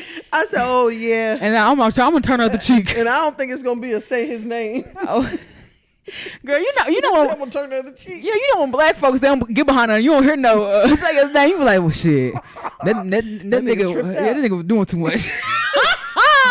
Hell yeah, that nigga to clothesline the judge like that. Hell yeah, he was beating her ass for a long time. Hell yeah, she was like, hell. That nigga was down there for a minute. I said, boy, I know once they took him to the back, they probably let him have it. They let it loose. They let him have it. They let it loose on his ass. I don't know. NBA Youngboy, I feel like he should be studied. That is, he's PTSD. The embodiment of it. I think he has it. I think he has PTSD from childhood because of the way he grew up. Mm-hmm. I think NBA Youngboy was probably exposed to a lot very early. Nigga, he was smoking at 7. Yeah, I would say so. And these are the effects of it. And he'd be even worse if he didn't have money. Oh, Nick. Robbing, stealing. Nigga would have been dead. The nigga would not, like, the money and house arrest has so far saved him. Because he's been in a couple of things. I'm like, niggas have out here died for less. So, girl, but you know what? In 15 years, and I want y'all to remember this, y'all are going to see what NBA Youngboy's babies created. Because these little niggas now, oh. The NBA Youngboy effect is real. These niggas they already bad. I have friends that are teachers be like, these elementary kids are bad as fuck. Girl. These NBA Youngboy babies coming up now, hold it from break the niggas. If you got a man, get him now. Because the King and Legends coming up, these niggas now are savages. And I hate it for you. I'm scared of y'all. I'm a little nervous. I ain't gonna lie. Girl, I ain't gonna lie. I saw my little cousin for the first time in a while for Thanksgiving. Big NBA Youngboy fan. And I just looked at him. I was like, you look like NBA Youngboy. Hair. He was sitting. He was like, and you could tell he was listening to it. He talking about. See? And I'm like. Somebody hide your purse. You better watch them. You better watch. You better keep an eye on them. Yeah, listen, 10, 15 years, these little NBA Youngboy babies coming up. Ain't gonna be nothing nice. Problems loading. Nothing nice. Problems fucking loading. All right. Good luck to the future, child. This like the future Whitney was thinking about. Yeah, good luck. This is not what she envisioned. Girl, a mess. Okay, let's go ahead and go over to our next topic. Okay. Let's do 100 rounds. Okay. Jonathan Majors. Civil rights. You deserve it. Coretta. You get what you get. I'm gonna get, boy. Okay, I'm going to start by saying that honestly and truthfully, my sympathy level for Jonathan Majors is incredibly low. I'm not gonna say my sympathy level. I empathize with him getting the punishment that he got based on what happened. Like, I feel like that's kind of fucked up for you to be attacked and be running away from the situation to get charged. But I also be like, what the fuck you expect? Like, I empathize, but I mean, shit. What? You niggas gonna learn. What do you want? Like, you've seen history's playbook. I don't know where you've seen it in nice for a lot of niggas when it come to white women. So for the fact, like, I don't know. Maybe they feel about white women like I feel about stealing. Like, maybe I just ain't got the, I ain't had a, I don't know. You ain't been scared enough? Yeah, maybe I ain't been scared straight enough. You know what I'm saying? But I also. That's what'll get you scared straight. I don't know. White woman. I don't know. The sad thing is, if this exact same thing had happened with Megan Good, it would have a completely different outcome. First off, she wouldn't have called the police, probably, to protect this black man. Second of all, she would have been blamed. Oh yeah, it would have been. They would have definitely asked her what she did first. Isn't that what we all did to Rihanna? Yeah, well, she's from the island. They kind of spicy. Yeah, fighting each other. Yeah, like, they would have definitely asked her what she did first. They would have said, "Oh, that's what you get for leaving that pastor." And meanwhile, we're getting videos of this white woman unconscious in a closet, and everybody's like, "Oh my gosh!" In the closet. Girl, you didn't see the video? I tried to. I got bits and pieces. Oh, girl! Once after the video came out of her chasing him. Her team let it out. The 911 call, him calling and saying, "Hey, she's unconscious over here." And he says that he was locked out of the house. He finally got in. And the video, the recording of him telling her that he wants her to be like Coretta, and he's a black man doing great things for his culture. Sorry, you cannot do great things for black people being with a white woman. I don't give a fuck. I don't care how much money you donate. I don't care. Because you know what black people need? We need generational wealth. And we need to see you with someone that look like your mama. It don't even have to be that. We need generational wealth. We don't need for you to die and for your wealth to go to a white woman. We don't need that. Sorry, Jonathan Majors, you get whatever the fuck you deserve. For one, like Dr. Umar said, nigga, you need 1,000 lashings for telling a white woman to act like Coretta Scott King. That is some wild. Like, Susan B. Anthony, ain't she white? Girl. Ain't there white suffragists that you could have said? You could have said anybody. Other white woman. You could have said, what's the white woman that's the Planned Parenthood? The euthanagenetics. You would even say her. And I'd be like, y'all could have been Joe and Jill Biden.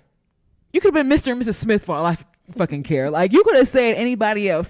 Or what was that love couple? The love couple, the first interracial couple. Loving. Yeah, be them. Be Loving versus Mississippi. Yeah, be fucking them. I bet Coretta is like, God damn it, enough is a goddamn enough. Hell yeah, y'all done put Suki on my husband, and you done put this, and Jonathan telling this white woman, and this white bitch. You done told this white bitch to be more like me, and you could have had me. You know what kind of slap in the face that is? To tell this white woman to act like a black woman. It's a slap in the face to tell me to act like Coretta.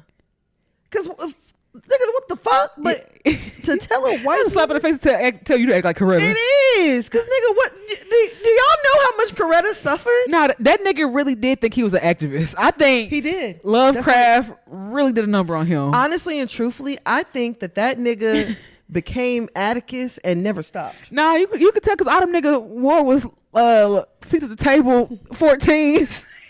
And holds me down 13s. That's all the nigga wore for the last 2 years in them fucking page boy caps, looking like a paper boy. Like he really did get stuck in that decade. After I saw that video of him and Megan's hair was poking out, I was like, oh, and that nigga didn't even attempt to fix it. And you fixing her hair for the coat, but you letting her walk out with a straight hair. He let her walk out that court like this, y'all. Still looking crazy. Somebody had commented and said, damn, he really ain't been with black women. He don't even know what to do. At all. I feel like every black man I know would be like, yeah, smoothing it down or something. Or tell you like, oh, yeah, because we know how to hold our hair to put our coat on. You might want to fix your hair or something. Yeah, he looked like he was handling the hair with kid gloves. Like I don't want to pull it too hard. You know what I'm saying? Like he was afraid to touch it. It looked like you scare him. They said it stink. It's itchy. Oh yeah, the white girl said it stank because y'all keep wearing them bonnets. And y'all don't wash your hair a lot. Y'all got dandruff. Y'all wash our hair once a week. I'm like, he just looked like, I don't know. I don't know. Nigga get whatever the fuck he deserve. I don't give a damn. And him doing that little interview, nigga, that made shit worse. You think it made it worse? Hell yeah, because that nigga looked like he was acting. I didn't watch the interview. I'll be honest. I didn't watch it. Girl, I didn't watch it either. I just saw the internet clips of it. For them to ask him like, well, she has these injuries. How do you think she got those? I wish I knew. Oh. That's the kind of response. Nigga, the fuck? Girl. She's unconscious in the closet. Did they say why she was? I don't know why. Oh, she was just in there. But of course they're claiming that he had some, because her being unconscious in the closet happened the day after the video of them running around New York. Oh. Yeah, it was the next day. Oh shit! And he claimed, I low-key kind of forgot all about that. He claimed that he was locked out of the apartment and couldn't get in, and he got maintenance to let him in, and he walked in and found her unconscious in the closet. But didn't it show that though, that he was outside trying to get in or something like that? Oh, that I didn't see. I thought they showed that part of him trying to get in and the maintenance man and all this stuff. Oh yeah, too. no, I didn't see that part. I just saw her in the closet and she's like dazed and fucking confused. I have a little bit of empathy, but I also be like, let me tell you something. Jonathan Majors probably wouldn't piss on you if he was on fire. Oh, he wouldn't piss on me if I asked for it. I still feel like it sucks, but like you deserve it. I deserve is pretty tough. Deserve is a lot. I know. Deserve Sucks, huh? Deserve is a lot. I will say, so unfortunate. I just don't have it in me to really. I'm not finna go to battle for you. I ain't finna just give him back his job. Like I ain't finna do all that. No. Like I'm not going to bat for you. I may see something else you playing, but it's not like because you told a white woman to be a black woman. I'm cool, dog. I am super cool. Yeah, I am super cool. That is such a slap in the face as a black woman. And him saying what. I don't fire your PR because whoever told you to say Coretta in this interview with Megan Good. They don't have your best interests at heart because we were tripping about you. It wasn't the fact that you called a white woman Coretta for sure, but it was the fact that you know, like I would rather like Michelle is this decade, nigga. He told the white woman to be Michelle. Okay, well let me see who else. Like you said, that nigga really thinks that he's an activist. Yahara Shahidi, like someone new. I be like, okay, she's new. But like with someone so much poise, like I could even understand. Like I could understand if he said Megan's like my Michelle. That would make more sense to me than telling me that this white one is your Coretta. That will never make sense to me. Why won't you just let that white woman be who she gonna be and let Megan be who she gonna be? I mean, but if you're gonna say, oh, that's my rock, that's my rib, that's what I get when you saying that's my Coretta. That's my PR stunt. That's what it is. That's what I'm getting. And it's a damn shame. This is what I'm sick of. It's decorated as Megan is. I'm sick of you niggas getting into a pickle and looping us in. Yeah. Because Jeezy, you did the same shit with Nia Long. Mm-hmm. Now you got this Asian woman telling everybody you got guns and shit and you unsafe. That's Asian woman. When you was a snowman, we knew that. And everybody loved it. Yeah. Nobody had a problem with you being a snowman over on this side. Yeah. But then you go and marry that Asian woman. You stay over there. Mm-hmm. Stay over there. You've already picked a side. Stay the fuck over there. I don't care. Jeezy, you too. You deserve whatever the fuck you deserve. Jeezy Jenkins. Jeezy May. Not Jeezy May. You deserve whatever the fuck you deserve.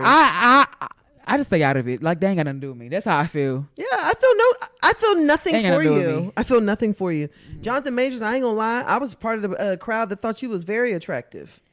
And now you give me mental health vibes. And then when Katt Williams said, I was like, you know what? He really ain't, but he is. Oh yeah, when Katt was like, they convinced all these women that he was a big nose nigga. Yeah. Yeah. he was like a nigga. You know what? I do know a regular nigga that look like him. Hell yeah. And I would never give him the time of day. You know what I'm saying? He look like a regular nigga, but they did it to us. They got us. Yeah, yeah. And that damn Lovecraft Country is what did it. They had us defending him for wearing them flower pants and all that shit. Like, hell he's yeah. not in this toxic masculinity. Let him pose. He's not soft or gay. And that nigga took off that pink coat and went home to a white woman. To that pink woman. Sure did. Oh, when I saw her on the first time, I was like, oh, that's, you know, I know. She looked like it. No, I'm just saying when I first saw them together, I was like, all right. It's the same way I felt whenever I saw Lawrence with a white woman. Lawrence. Oh yeah, I'm like, oh. Your attractiveness instantly goes down. Like, you could be at a 10. You go down 10. You go down 10. Literally, nigga, you at the bottom. Listen, I done told y'all this before. I done fucked with a nigga tough, and I thought me and this nigga was gonna be together forever. This nigga had a baby with a white woman. I was like, oh, permanent damage. You bro, you bro. Like, I can't do nothing for you. Let me tell you something. I can't do nothing for you. I dated one nigga who came from like a Black Panther family. Uh-huh. And I asked him, I was like, you ever did what? A white woman? Oh, please don't ever ask me no dumbass shit okay. like that. Like, whenever I hear men, they're like, hell no. What? My mama told me I ain't better not ever. I be like, oh, yeah. okay. I love your mama too. But, and this is the thing, it's nothing against white women, even though I know it sounds like it. Yeah, it sounds pretty bigoted right now. I know I'm giving bigot vibes, but that's not the case here. Mm-hmm. The case is that we have so many unwedded single Black women. Mm-hmm. I know so many Black women, good Black women, great Black women that have nobody. And I just keep thinking of imagery of like what we see, and then as a Black woman, how are you supposed to feel when when you see several successful Black men, and these are, like you said, successful Black women, but we feel like we can't have the men on our level because they don't want us. Exactly. So I can just like imagine, like, and you hear women be like, yeah, I don't get approached, like men don't come talk to me, they don't want to, you know what I'm saying? And then we get told where it's our fault, our attitude's bad, we not, and it's plenty of pick Mishas out here too. It's plenty of ditzy bitches if you really want one. Yeah, big facts. There's plenty of them if you just got to pick. Like, you can find what you want out here, but it is kind of, and I really appreciate. I've been starting to see this. Like when I see people, Shade Room will post shit being shady, like, look at a new boo, and I love when Black men be like, Black women, I love y'all. Yeah, for real. And that's a shame that like this is the era that we are in now. Mm-hmm. To the point where it's like you see a Black man dating a Black woman and it's like, oh, good for you. Kudos. Yeah. You know what I'm saying? Yeah. Like Mario posted something that looked ambiguous and I'm like, Mario, come on, dog. The ambiguous ones wasn't watching you versus Omarion. And they also wasn't who you asking to braid your hair, nigga. The fuck? You know she gonna fuck your shit up. So Black women good for a service. Yeah, pretty much a mammy. That's all you want is a mammy. That's what I'm saying, dog. Somewhere like, to braid your hair and lay your sorrows down when the world is too hard for you. Bruh, that shit is crazy. That shit is so crazy to me. It's pretty wild. It's a damn shame that we are really at a point where it's like, oh, a black woman with a black man. That's rare. Wow. Yeah. Like, even you be rooting for couples who ain't even supposed to be together no more. When I be seeing, girl, don't let me see two dark skinned people together out. I'd be like, oh my god, y'all are so cute. Y'all are beautiful. Goals. Like, oh my god. Yeah, you just want to see it. Yeah. It's just. That's why I just said, like, I have no sympathy for Jonathan Majors. It is. It's disheartening as a black woman seeing. It's very disheartening. That from time to time, and you be like, and just even like you know they didn't treat the black woman in their lives as good as what you see and all that other stuff, or you constantly hear that the black woman has helped you reach to this point, and then once you got to a certain point, all right, big dog, I'm gonna let you out of that. Deuces. And I'm also really sick of the narrative that, like, I've heard, like, you know, more nerdy black men will say, oh, you know what, black women don't want me, or that's a goddamn lie. Black women never approach me. We have plenty of black women that are nerds. Facts. Like, if it's a nerd thing or a blurred thing, there's plenty of that. Like, this is really just you and your choices. And they weren't checking you for you because you was a nerd, because you said bitches be nerdy too. Like, nigga, you was musty. Like, just like, can we just call a thing a thing? Like, not musty. You was musty. You didn't have an edge up. You know what I'm saying? You was a little crusty, and say that. But it's not because you was a nerd. Because bitches watching anime and all the other shit too. That's what I'm saying. Like, they're all of that. Like, we have black women that are gamers. Facts. We have black women that like anime. Yeah. There is whatever kind of black woman you want, whatever kind of woman you want, she comes in black. Facts. And I was like, you know, if it really, like, you know, I went to my little fan expo convention. I love seeing the black couples dress up. Like, they be in these spaces too. Like, they do shit together. That's what I'm saying. Cosplaying like, together. Like, you ain't really gotta look hard. Facts. Stop with the weird shit. You ain't gotta look hard. And if you do, you ain't looking in the right spaces, because there's all these communities for people who meet up together. Like, people meet in groups all the time and fall in love. Like, that part. Stop playing. That part. Stop fucking playing.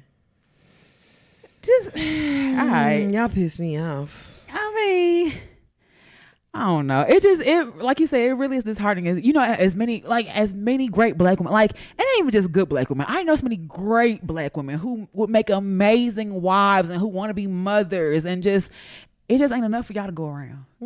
And the ones that gotta go around, y'all know it ain't enough. So y'all throw it in our face. Yeah, and y'all become the bad bitches. Yep. Y'all have ultimately become that nigga that live upstairs, boy. Y'all ultimately become the bad bitches. Yeah. And y'all trying to do the choosing. Facts. It's just we just bumping heads. Yeah. We both can't be the bad bitch. That part. Like, y'all have really turned, like, oh, I date black women into a character trait. Y'all turned into a height. Yeah, literally. Like, y'all turned it into, like, I love my black women. It's now I'm 6'5". Yeah. That's your new 6'5". That's the new 6'5". And honestly, they don't do it for me before 6'5". If I was dating and I seen on a man's dating profile, I love black women. Oh shit, you halfway there. Yeah, facts. You're halfway fucking there. Facts. You're halfway there. If I don't see no, I love all women, you're halfway fucking there. Yeah, so I don't discriminate. Well, I do. Yeah, a lot. And I'm gonna report you. Big discriminator. Big bigot. Big bigot. Big discriminator. It's a real black party. Real segregation. Put it on the color line. Put it on MLK again. Put it on Juneteenth again. Damn. It's something stuff I'll take before. Girl. So I same. I don't know, child, but all right, whatever. All right, let's go ahead and go over to our last topic. All right, child. Let's do 100 rounds. Okay. Katt Williams. Whew. I ain't finna say nothing bad about him, that's for sure. At all. You better not. Ain't nothing bad to say. Real Fendi. Pimp. Real hair. Woke. All right. Okay, so y'all know by now, everybody, this is probably one of the most viral YouTube videos I've probably ever seen. I think it's one of the highest climbing videos I've seen happen in a long time. He had 20 million views in 2 days. Damn, it was that much? Yeah, I saw it with my own eyes. You said with my eyes. I synced it. The first day, I think he hit 15. It was in the millions for the first. For it to be a few hours, it hit $1 million already. Yeah, it was crazy. So Katt Williams went on Club Shay Shay with Shannon Sharpe. And the interview basically started off with Shannon Sharpe saying, "Katt, how are you?" And Katt let it off. Let the chopper sing. Facts. So of course he made comments about a little bit of everybody. Talked about Steve Harvey and his man unit. And when you think about it, Steve Harvey really had us believing there was no progression of the hot top. Usually when niggas start losing hair, like you don't go from that to bald. Yeah, you see LeBron over here brushing his.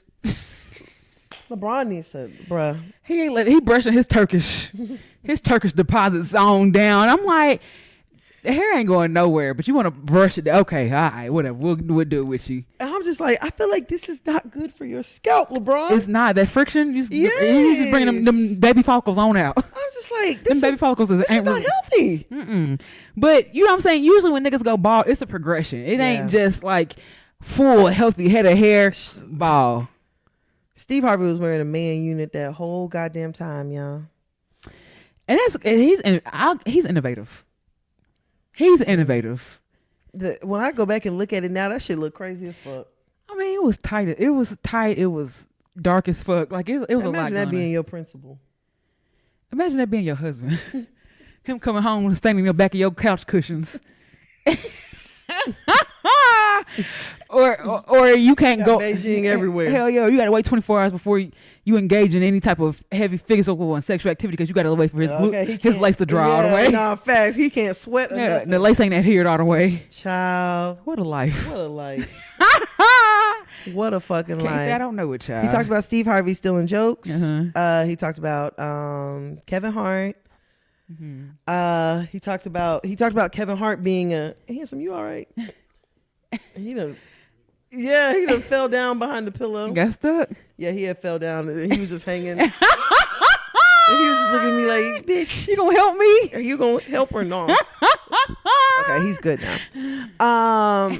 He talked about Kevin Hart being an industry plant, which I firmly believe. Okay, I firmly believe. For one, y'all can hate me, whatever. I don't think that Kevin Hart's funny, and I've been said it. I think Kevin Hart is funny. No. I think Kevin Hart is funny. No, I do not think he's funny. I think that Kevin Hart, I think his comedy is based upon black trauma, and white people like laughing at that. How is Deborah based on black trauma? So all of that, him talking about his daddy being on drugs and all that? His daddy really is a crackhead. But why go on stage and talk, and white people love, you know what white people love? They love crackhead jokes. They love single mother jokes too. They love single mom jokes. They like crackhead jokes. They like black trauma jokes.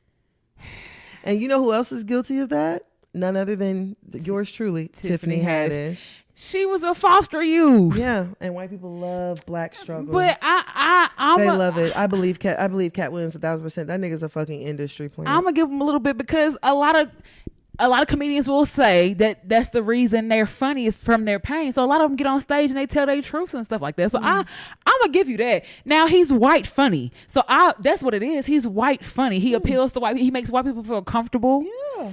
And I'm not just gonna say it's a trauma. I actually think he's funny. I don't think Kevin Hart is funny whatsoever. That nigga will be up there laughing at his own jokes. I think people just laugh at him laughing. Maybe.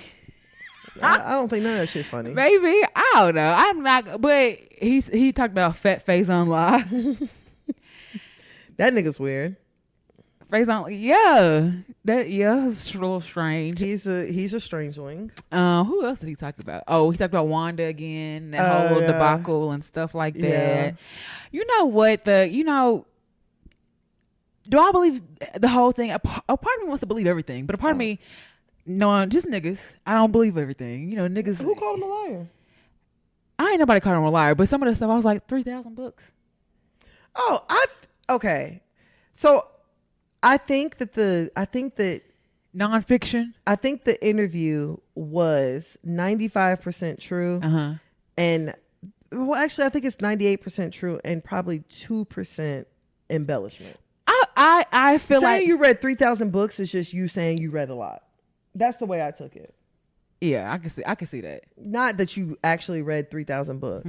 Like I took it from that. Maybe he was. I feel like he was 7 smoking cigarettes. He probably was. The only thing that did throw me off was him saying that he got accepted into college at 12 and then he failed, and that's the reason why he couldn't go. I want to say I did see something about saying that he was in Mensa or something like that, but the reason he fell out of college is that he didn't feel like it was challenging enough. But why did you fail if you were that smart? I mean, that's the only personally maybe that's the only thing to me that didn't make sense. Maybe because you don't have people telling you when deadlines are.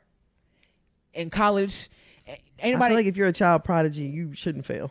I don't know. I don't know. I don't know why he failed, but that was the only thing that threw me off. I think it was just him embellishing on some stuff. I can get. But I don't think it was lies because nobody called him a liar. Yeah, no one said he. Y'all had tried to say like, oh, y'all know Katt crazy. And Katt on drugs. Y'all know Katt on drugs. Y'all know Katt struggles with mental health. Y'all done said everything but liar. It's just one thing I don't understand. Hazel E. Oh yeah, I just like. I think that was just doing some shit. But that was his. What do you call it? Light skin, ugly face woman. That was his. I don't know. That was kind of guilty of some of the stuff that he said. The whole thing was kind of strange with her too. Maybe this is thinking too deep, but I saw Katt almost as like Jesus. You know what I'm saying?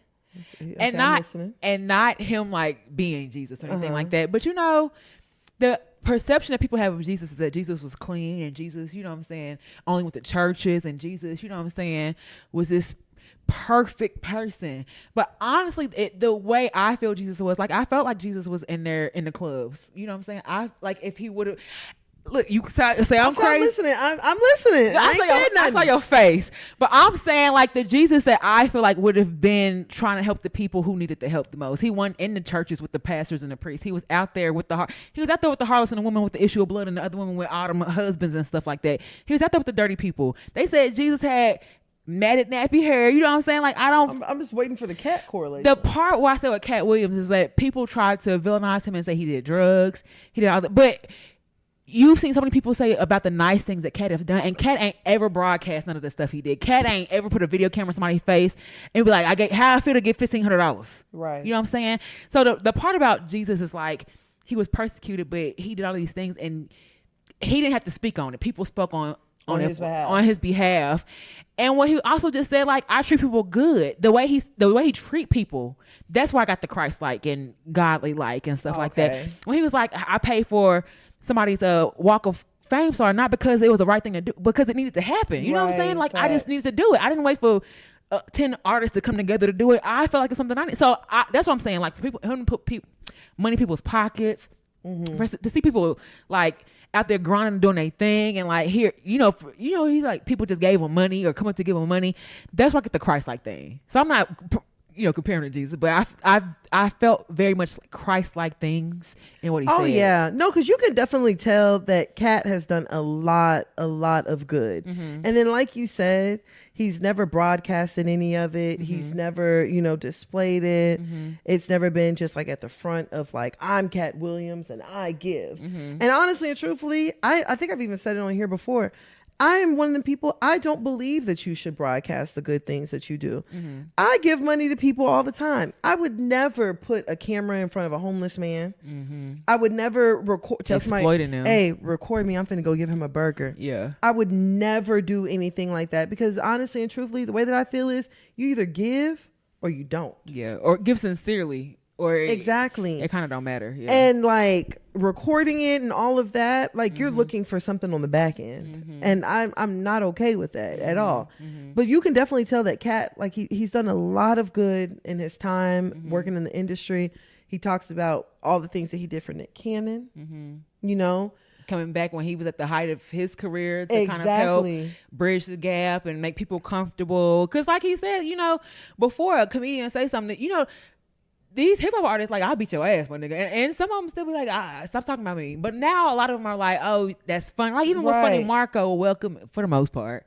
You know what I'm saying? I felt like Katt Williams really did help bridge that gap and make it okay to like for us to laugh at you and introduce us to some of these rappers are funny as fuck too. Exactly. You know and they got personality. Yeah, they're more than just these hard ass, gangsta-liciouses. You know, Not sometimes these niggas is funny and shit too. Yeah. So I don't know. The whole thing, I ain't gonna lie.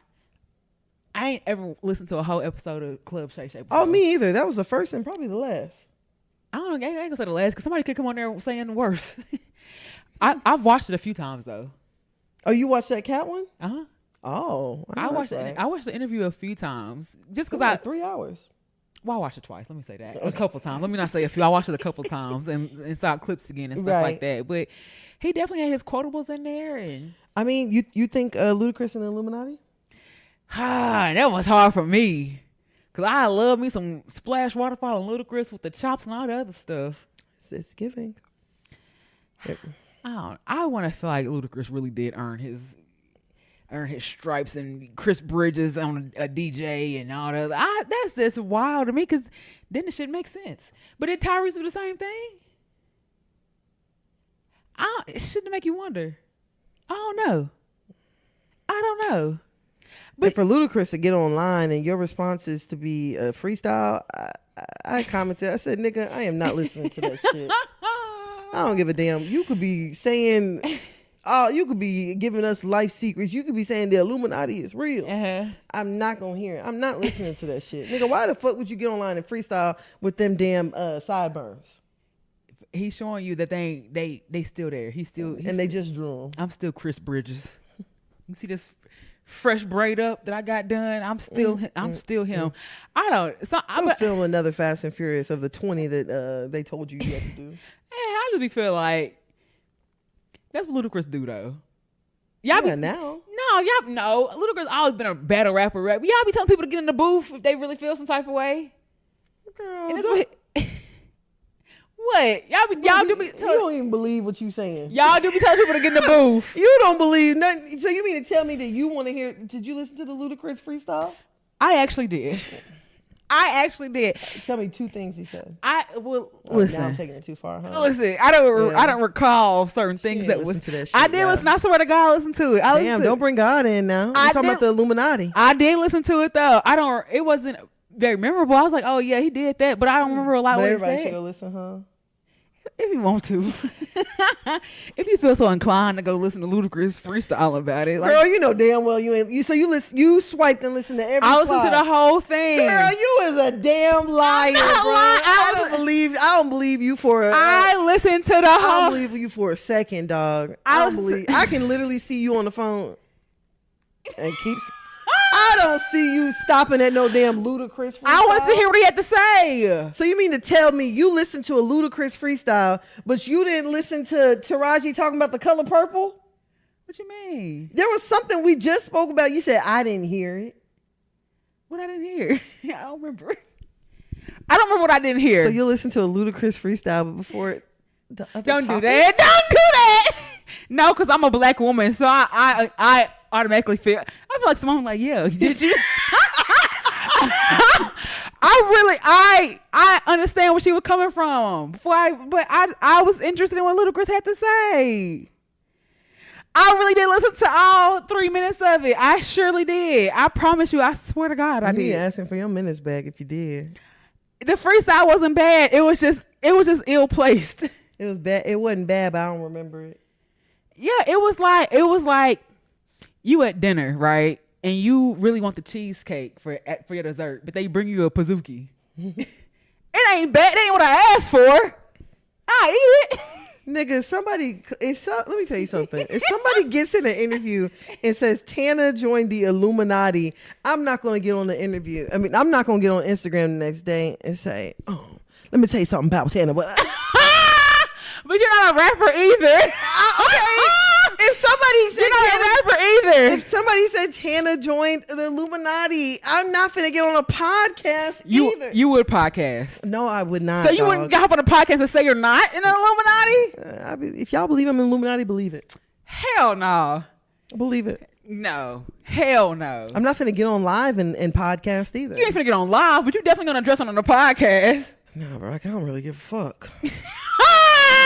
You're not finna get on the podcast and not say nothing about it. It may be even so, I don't give a fuck, but you're gonna address it. I feel like Ludacris addressed it the way he's known how to address it. He's a rapper. Mm-hmm. It was odd. It was odd as fuck. Nobody was listening to that. Why would you do that? It gave Pawpaw. That's what it gave. It gave he's telling the truth. It gave we gonna battle this like men with a freestyle. It gave the messages deep within. I don't know. I don't want to believe it, but nothing surprises me. No. When he said, I've been invited to a Diddy party twice, you got to tell him no. You've got to tell him no. I'm like, everybody been saying this too. Like, you got to tell Diddy no. You had to tell this nigga no. I don't want to go. Would you go? Would I go to a Diddy party? Never mind. Low-key, Dennis, take that out. Take that shit. Cause it's a big fuck no for me, bro. Oh yeah, wrong time. I really don't want to go nowhere where y'all getting too goddamn freaky for me. Hell nah. I like regular stuff.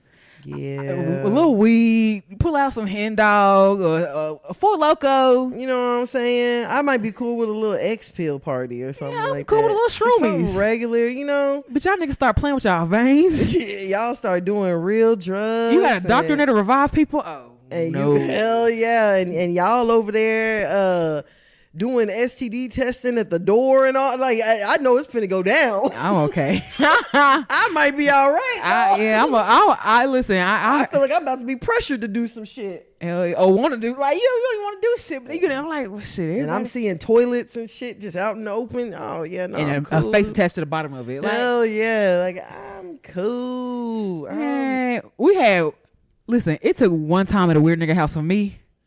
You know what I'm talking about? Weird Halloween. Oh, when he started playing porn? Whoa. What are you talking about? Wait, what are you talking about? We were at a certain nigga house and that nigga started playing porn. And we were all like, whoa. Was it high school? Yeah. Oh, nice. Nah, because that nigga thought it was going to turn into a threesome. Yeah, we were all like, whoa. All right, Orange Crush. Nah. Nah, we ain't came here for all that. The adult one, the police was... the almost shooting. Yeah. Oh, yeah. That's what I'm saying. I've had one encounter at a weird nigga house, and I'm okay. I see the signs, and now I'm like, you know what? I followed the girl. I knew it that night, boy. I fucking knew it. How? Remember I told you, I said, bro, this nigga listening to us. You did say that. I'm over there, Billy Badass. Yeah, fuck that. I don't give a fuck shit. You gonna listen. Yeah, I'm like, bitch, shut the fuck up. And he probably like, I don't like them loud, my fat, black, dark ass bitches. No way. You invite these bitches to my pristine white house. Hell yeah, I'll shoot these hoes. Yeah. Hey. You got Maybe one day we'll tell that story, child. No, we have to tell it on the Patreon. Hell yeah. Sorry, girl. Because that's part of my story now. Hell yeah. I was there. I was a victim. Yeah, we ain't going to tell your part. We ain't going to leave you out of it. Yeah, but we going to have to say how it escalated. We was affected too. But look, that was part of my story too. Hell yeah. Shit. Nigga, I had nerve damage. Do you remember that? And I remember sitting there and being like, why the fuck is Brittany finna go back in that house? That house done turned into Call of Duty Modern Warfare 3. What a haunted house? And look, that nigga shut all the lights off. And look, I realized I ain't have my keys and nothing else. And I was like, fuck, I'm far from home. I'm a single mother. Maybe I can plead with his humanity. What did you tell a nigga with a gun to let him let you back in the house? I said, hey, I don't want no problem. I just want to get my keys. And he's like, you got 5 minutes. No. He said, you got 30 seconds. Cause I was like, hey, I'm finna leave. I'm surprised he opened it. Me too. I'm surprised I ain't hear the. I said, hey, I just want to get my keys, and I promise you, I'm gonna leave, and I'm gonna get everybody else to leave. I just want to get my keys real quick. Oh, that's what got him. Everybody else. Yes, I just want to get my keys. He's like, you got 30 seconds, or I'm gonna start shooting this bitch. And I was 100 pounds heavier at that time.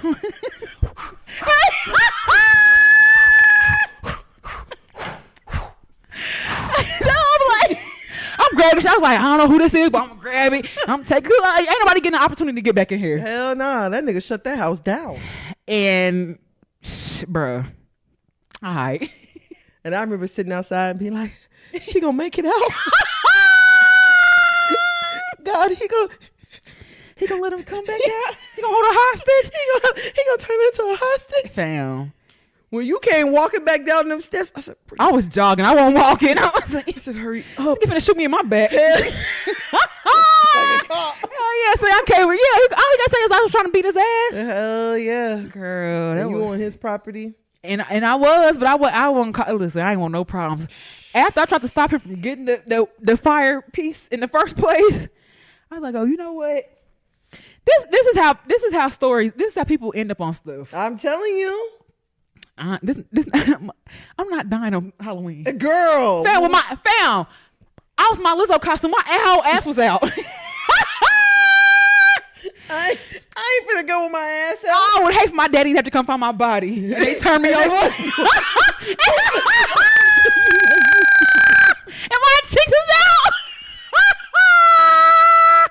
Bam, I had my whole ass cheek out in them dress. I would hate for y'all to take me anywhere. Just your luck, they gonna roll you out on your stomach. Hell yeah, hell yeah. No, keep it from losing blood, roll on the stomach. And my whole, like, I'm in full Prince mode, ass double cheeked up, fam. Ass out.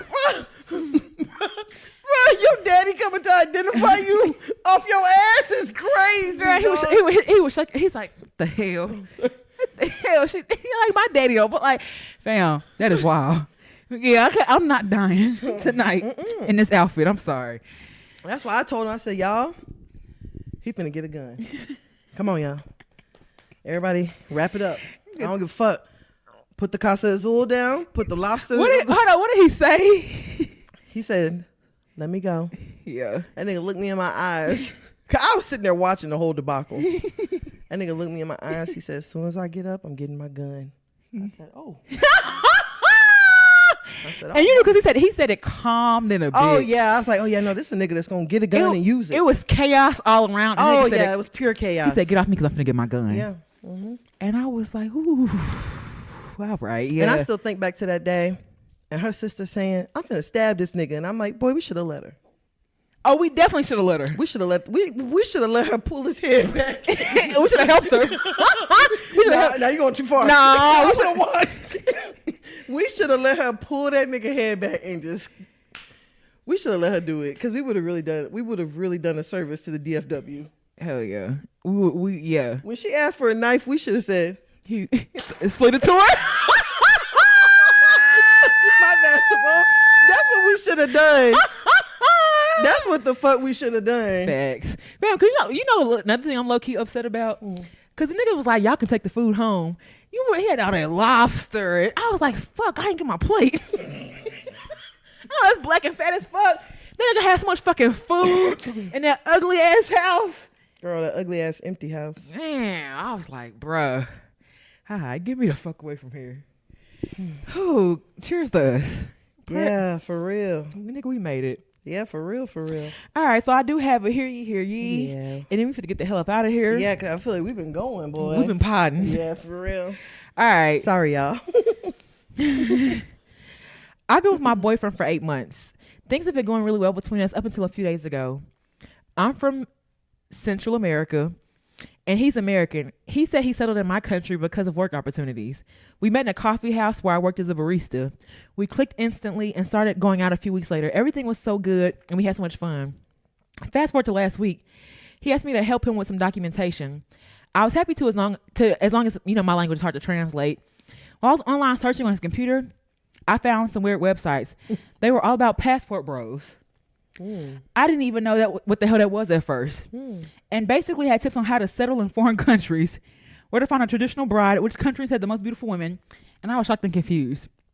I know I shouldn't have done it, but I wanted to gain some clarity and check his profile on one of these websites. He has full-on conversations about Eastern European countries, Asian countries, or how easy or harder to take him out on dates. If it would be better to settle down with an Asian or Central American. He decided to settle down in my country. I feel dehumanized and like he fetishized me and the woman from my country. Also, our whole relationship has been built on a lie because he told me he settled down here because he had a job offer. After I found all this stuff out, I took a few pictures as proof and then made up an excuse to come home. He tried to reach out a few times, but I told him I don't feel well and couldn't meet her right now. I can't even look at him. I feel disgusted. Am I overreacting? No, you're not. Absolutely. Because that nigga is fetishizing you. Sure is. He didn't, I mean, granted, you may have clicked and stuff like that, but his whole game was to meet someone like you. Mm-hmm.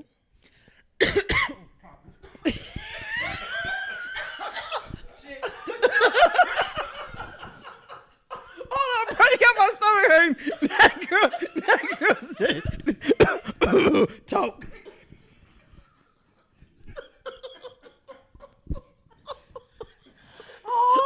I don't even know what the fuck to say. I know I couldn't get nothing else out. It'd be weird for me to stop in the middle of that sentence and not say. I'm sorry. Girl, get rid of him and go home. You said what? Get rid of him and go home. I'm gonna take in your hammock and go home.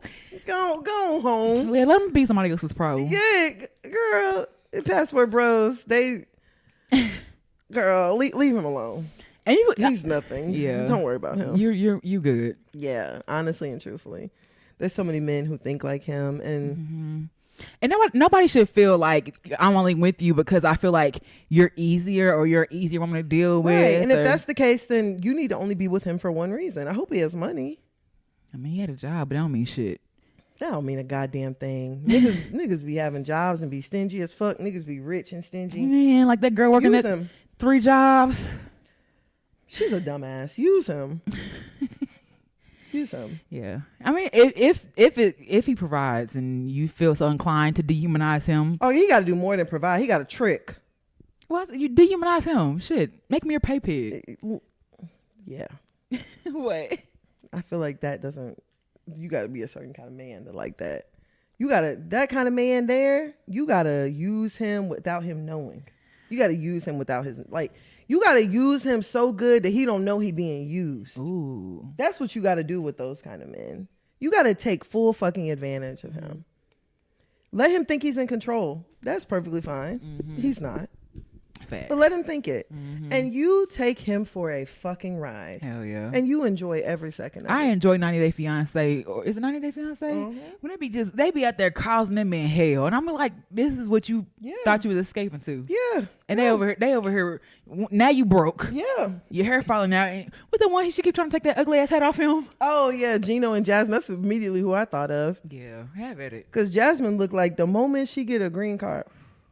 Oh, and she deserves it. Facts. For dealing with that. Oh. She deserves it. There's a few of them on there. I'm like, give them a green card already. Hell They done worked hard for that shit. Facts. Give it to them. Facts. Take advantage of him. Use him. If you're not going to use him, just leave him.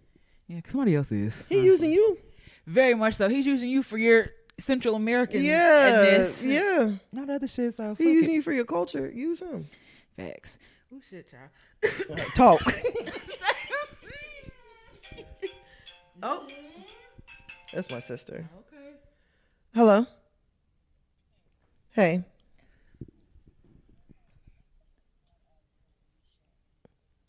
Oh, okay. Let me call you back. I'm recording. Okay. Bye. Okay. That's it, y'all. Yeah, that's it, y'all. We happy to be back. Happy New Year. Yeah. Make sure, I should have told y'all in the beginning, but we got a whole Patreon full of content. If you want more podcasts, you can subscribe to the Patreon. It's $5 a month. Mm-hmm. Extra shit on there. I can't wait for the upcoming year. I just this year I feel very optimistic. Like I said, this year came in swinging, but I feel very optimistic about same. this year. I feel like this is. It's a great year. I'm having my way this year. And a lot of things. I feel like this is my year for some reason. So it's a great year for sure.